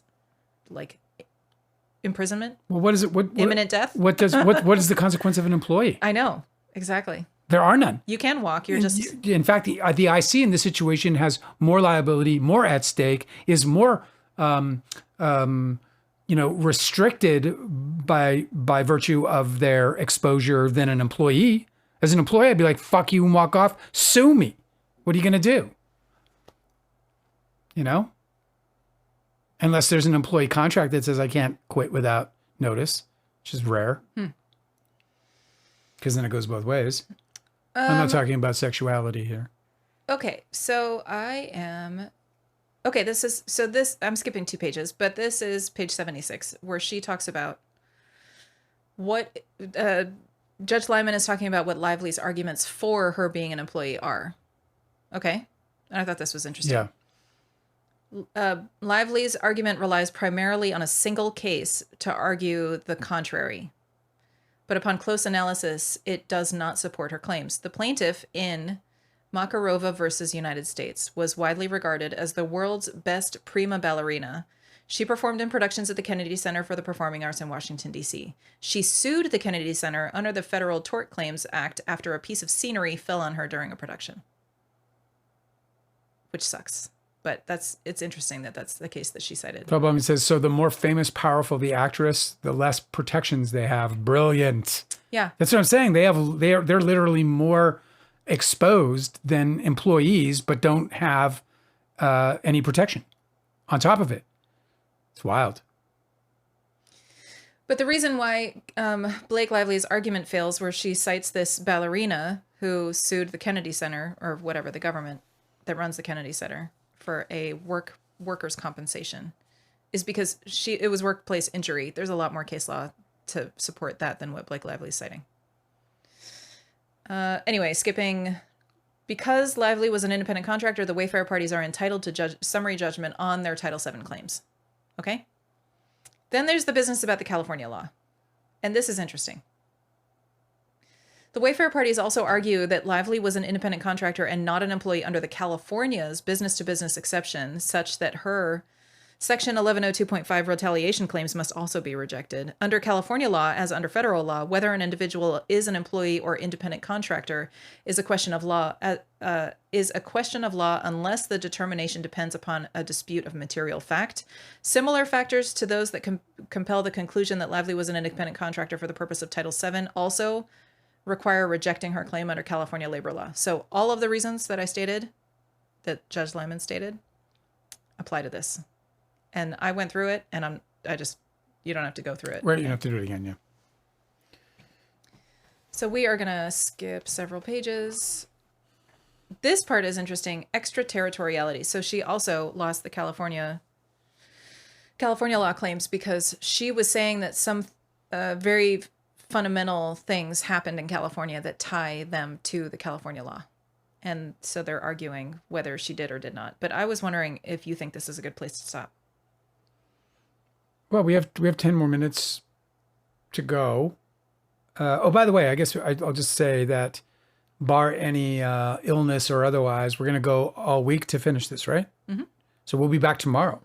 Oh, okay, cool. Yeah. Yeah, great. So we'll be back tomorrow, and we'll be back on Wednesday as scheduled, and Thursday if we need to, and then Friday.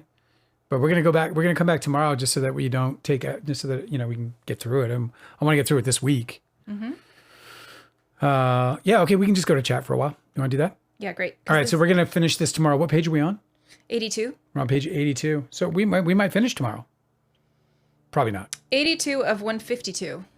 I'm going to be ranting like a lunatic tomorrow again. Maybe you won't be. I don't know. This Maybe chat's you'll got me wise pretty up fucking... and let it slide, Maybe. Wise up? Oh, wow. Now you're going to have to start ranting at me. Oh, wow. Listen to that. Now the target's on me. Wise up. Wise up, she says. People love my passion, Angela. It's Scorpio in form, man. So what's in the chat, bro? Oh, you're not taking over chat? Okay. Well, I am. I have to do some housekeeping. It's been a lot of chat. Let me go. Let me see. I have to. Well, a scientist and Palette have been going at it. They're kind of just in a wrestling match. It's been fun to watch. I'm not going to tell you who I think is winning. But I think the person who I think is winning probably knows who I think is winning. You can just say it. You can just pick your favorites. Let me see. Let me see. SH is not moving forward because he found at law that she is a contractor under FEHA. ICs are not covered. He actually says he does not have to find on SH. And he didn't find on SH. That's right. Even if he has opinions on it. Yep. His opinions are not findings. He's a judge opinions. in a court of law. Yeah. The law has to apply. And look, look, I don't think anyone, reasonably would argue. And we have a friend of our lives called Junk Farm who was successful in an SH claim where he took down a six-figure settlement from his SH claim. And he says that the SH that she endured was far worse than what he brought to the court and prevailed with. So it's up to a jury, man. You keep thinking that it's up to, you keep thinking that it's up to the judge in this situation, and it's not. The judge found that SH didn't apply based on jurisdiction and on independent contracting, and that's it.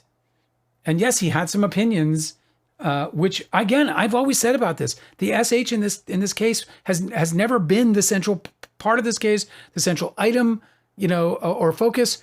And in my opinion, which is not relevant, which does not carry any weight whatsoever to what happened or how people felt during it. In my opinion, the SH was on the milder form of things. It was inappropriate. It was shitty. No, it was not on the milder form of SH. In my opinion. It was on the mild. If you're talking about SA, yeah, she did not. I'm not talking about SA. I'm talking about SH. And I'm saying that as far as harassment goes, his harassment was in my view, which is not a qualified view, and which does not mean that my view can I'm very surprised express to hear you their say opinion because trying to or experience. repeatedly kiss someone who does not want to be kissed well, is okay. really extreme. I'm speaking more about, well, yes. And, Jacqueline mentioned this, and I'm very curious to when we get to this, which we hope to do by tomorrow or by Wednesday. But Jacqueline apparently suggests that the judge had some pretty strong opinions about the slow dance there, the slow dance scene there. Look, as far as that scene goes, yeah, okay. So in that scene there, I think that he was highly inappropriate and offensive. Also, describing your penis in a work meeting. Yeah. That's not, I think that's pretty clearly. She went forward with the movie, and this was prior to her going on with the movie. I think that while whether she tolerated his SH doesn't mean that he did not SH her. I didn't say, and I didn't say it wasn't SH. I'm talking about the severity of it. And so as the severity goes, I think that was like one of those moments where you're just like, excuse me moment, and not a moment where you're like aghast, where you can't move forward, where you can't trust a person, but where you're like, man, the audacity, man, you got some fucking balls, So I think, now look, this is an opinion, because when you think about the conversation itself, he revealed by his endorsement, he revealed that he was circumcised. And that was inappropriate because he's talking about his penis. I don't know what is his problem. Well, I mean, he's talks like that. Look, I mean, the guy's it's why it's so easy to assign like malicious intent, because who the fuck behaves that way on accident? You know what I mean?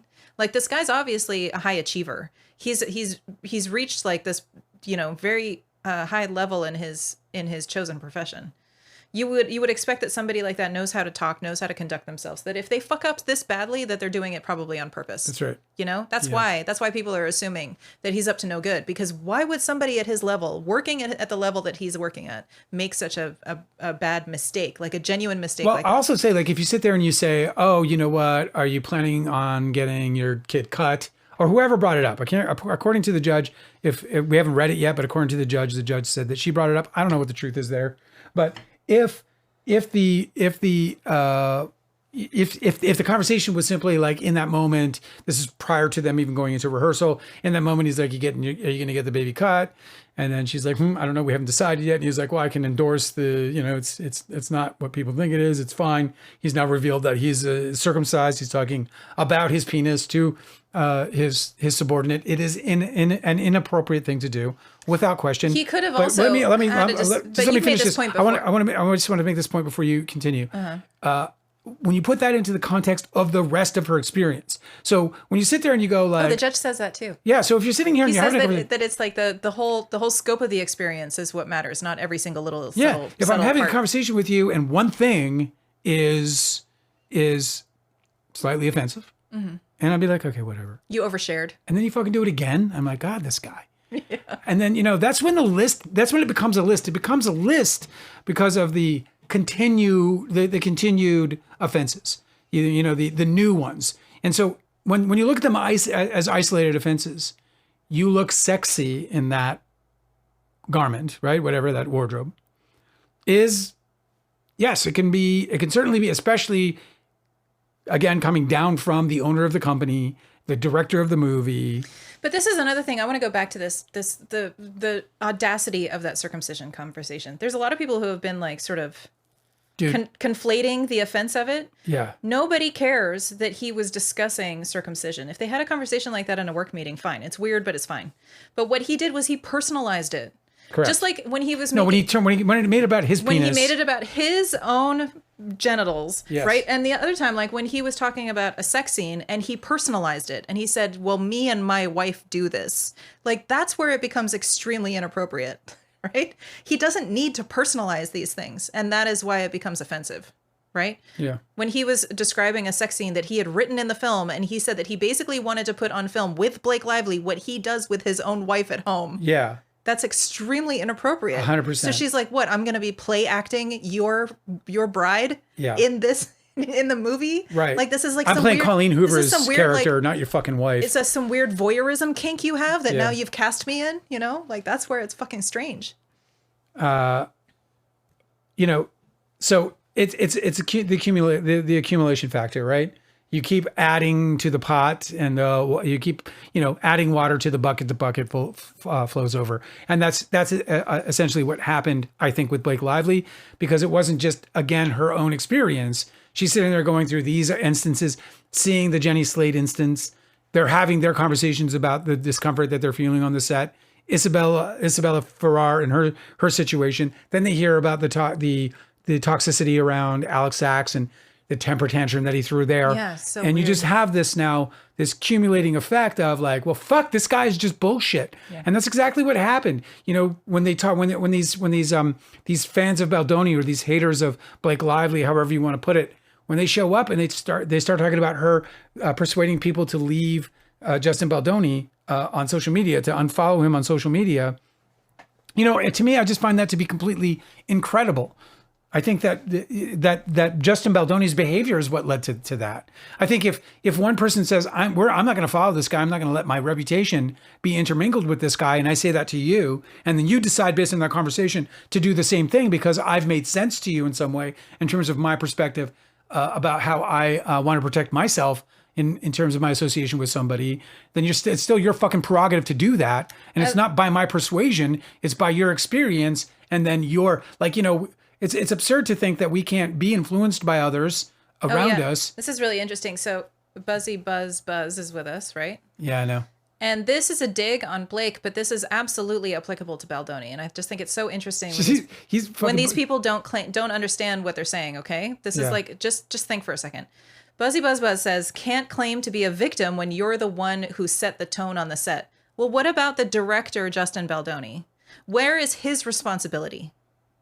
If Blake Lively can't claim to be a victim when she's the one who set the tone on the set, right? LOL, as you say. How come that doesn't apply to Justin Baldoni? How the hell is he being victimized when he is the guy who runs the production company? He runs the set. He's the director. He's the producer. He's all the things. So at what point how come he can claim to be the victim when he's the one who sets the tone on the set? Like, is he never going to be responsible to himself or his company or anybody else for losing control? Yeah, well, this is I've said this. How many times have I said this? Everybody wants to talk about her stealing the movie or taking control of the movie. And the reality is they lost control of the movie. And they lost control of the movie early. Again, I'm going to refer to Ange Giannetti. And the reason I refer to her deposition is because she also called Blake Lively a terrorist, or admitted to calling Blake Lively a terrorist in her deposition. So it appears, despite the fact that she later texted her and praised her to the moon, and said that it was through her blood, meaning Blake Lively's blood, sweat, and tears, that the movie opened so hugely and was so damn successful. She credited that all to Blake Lively later, but in Ange Giannetti's deposition, she called the set being run as a shit show. Mm-hmm. Now, let me tell you something, man. When you're a big giant movie star whose entire reputation is going to depend or is going to be potentially affected by the quality of the movie that you're making in that moment, right? If you see a shit show happening, there's going to be panic, man. That's when these fucking actors and shit, they get on the phone with their agents and they're like, dude, I'm a big fucking giant star. I might not be a big giant star if this thing falls flat. So they get involved in that moment. Their representatives get involved in that moment. Producers outside, and studio executives get involved in that moment because there's so much at stake, not just, the actor, but obviously the property itself, the investment in the property. Remember that everyone talks about Wayfarer's contribution financially, but there are two investments in movies primarily. And the first is the production budget. In this case, it was approximately $26 million, which is a medium budget in Hollywood, but a substantial budget in the genre. And then the P&A budget is typically that amount or more, depending on the size of the budget, or the budget times two, right? So if you have a $10 million budget, you'll normally have a $10 million P&A, typically. Although in some cases it could exceed because the $10 million budget is relatively small in today's world.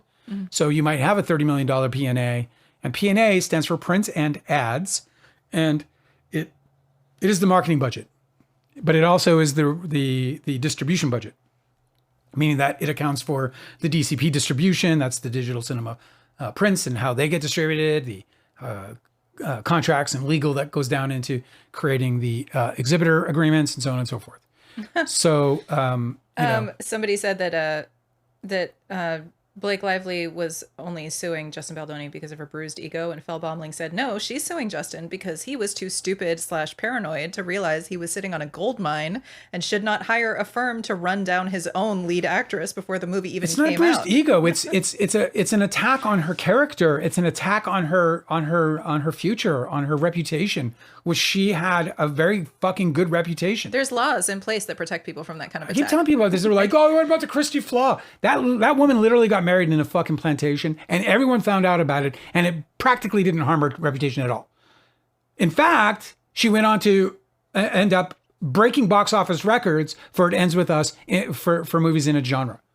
And some thanks from Justin Baldoni for that. People you want to believe that her fucking interview with Kirsty Flaw, or that about the rumors about her leaving Justin Baldoni on social media, was more substantial to her reputation than getting married in a fucking plantation. We got to put our thinking caps on, bro. So you're saying, so when that happened, she didn't experience this reputational dive? Yes, because you know why? Because it wasn't manufactured. No, not that, but there wasn't a machine behind it. Yeah, that's right. So that you don't have a situation where you have an entire fucking hundreds of thousands of dollars a month being spent, 6 figures a month being spent on multiple firms. So tell me how it doesn't... To make sure that is well publicized so that her ego is bruised, but her reputation is destroyed. When his publicists are saying Justin Baldoni wants to know that she can be buried, and then he sends us emails saying we would need something like this, and it is a smear campaign against Hailey Bieber, okay? And then Wayfair pays them $30,000 a month for 3 consecutive months at least. Yes. Check delivered, invoice paid. Dude, they're still paying them because they're paying all their fucking legal bills. Yes, exactly. Yeah. You mean to tell me that did not it didn't affect the way that people are viewing Blake Lively on social media when there's a massive PR team? Listen how foolish Buzzy is. Her advertising her own alcohol with DV Movie was such a genius move, Dale. The movie made $400 million. Yeah. What the fuck is wrong with your brain? It was not a failed campaign, guys. It was not a failed campaign. What is wrong with your brain? $400 million. Hey, you should be nice to them. It was a $26 million budget and it made $340 million in the box office. You want to stand here and pretend that she's some kind of bonehead marketer? Alcohol is involved in every fucking movie release ever. And by the way, Justin Baldoni was pumping a fucking triple sec or some kind of bullshit on his fucking Instagram at the same time. But you don't fucking put that into account, do you, Buzzy? If there was a smear campaign from the other side, Justin Baldoni, while he was playing an abuser, right? He was marketing energy drinks. Do you think maybe somebody would have gotten his case about that? I don't know. I mean, it's just as reasonable, which means it's unreasonable. How much money does it make doesn't matter. You're just broken, dude. You're broken. LOL. You're broken, dude. You're just broken. If you don't think that how much money it makes doesn't matter when you're talking about the marketing, then I just don't know what to tell you, except that you're obviously just absolutely fucking broken. You know? You sit here and you try to characterize us as having some kind of bias that we want to create make a victim out of Blake Lively. I don't give a shit about Blake Lively. I do care about what the fuck is happening to her, though, because it's so egregious. Oh, a scientist said it was $45,000 a month. It was $15,000 a month just for Tag and $30,000 a month for Jed. Yeah. For him to do absolutely nothing, according to him. Monitor. Yeah, he's did just monitor. One man shop. Yeah, of course. Making fucking $30,000 a month doing nothing. Okay with what, Buzzy? That she had fucking an alcohol? You're foolish, bro. You're absolutely foolish. Let me tell you something, dude. No, but you made a really good point. Alcoholics hang out with people drinking alcohol. Alcoholics do. Dale, you made people who have survived abuse, they hang out with people who have alcohol present or alcohol problems. Even. You made a really good point, though. Buzzy says, you think people are supposed to be okay with it because how much money it made, LOL. Well, you made a really good point that every single film release has product tie-ins. Everyone. And a lot of those are alcohol because they have parties and they have rap parties. On and they R-rated have for sure. Promotional parties, and they have, you know, where they bring in a bunch of influencers and they all have cocktails and it happens all to the time. and they're just exploiting your ignorance about how this sort of stuff goes. Yeah. If just to stoke your rage about it, but it's very, very fucking normal.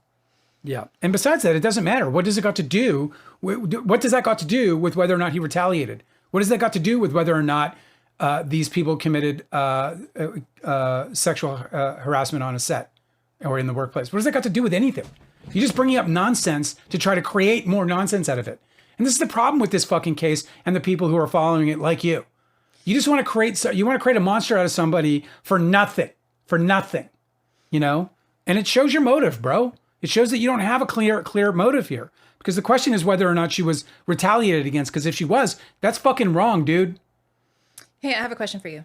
Do you want to continue without me? Because I have dog duty out there. No. I can hear somebody fussing. All right, you guys. It's been a party. No, it has. I had a good time, you know? I mean, I did too. ultimately, I had a really good time. And we'll Thank you be for back reading for tomorrow. us. We'll be back. You know, normally we're Monday, Wednesday, Friday, but tomorrow we're going to be back. Both of you are welcome to come back and make the fool out of yourself you're making tonight. Because honestly, bro, it's just what comes out of your mouth is beyond ridiculous. You guys should go have a fool's party because it's just absolutely fucking ridiculous. But please come back and spew some more stupidity with us. We'll gladly throw it back at you. As for the rest of you, especially the folks who hang out with us on the regular, thank you so much for hanging out with us again.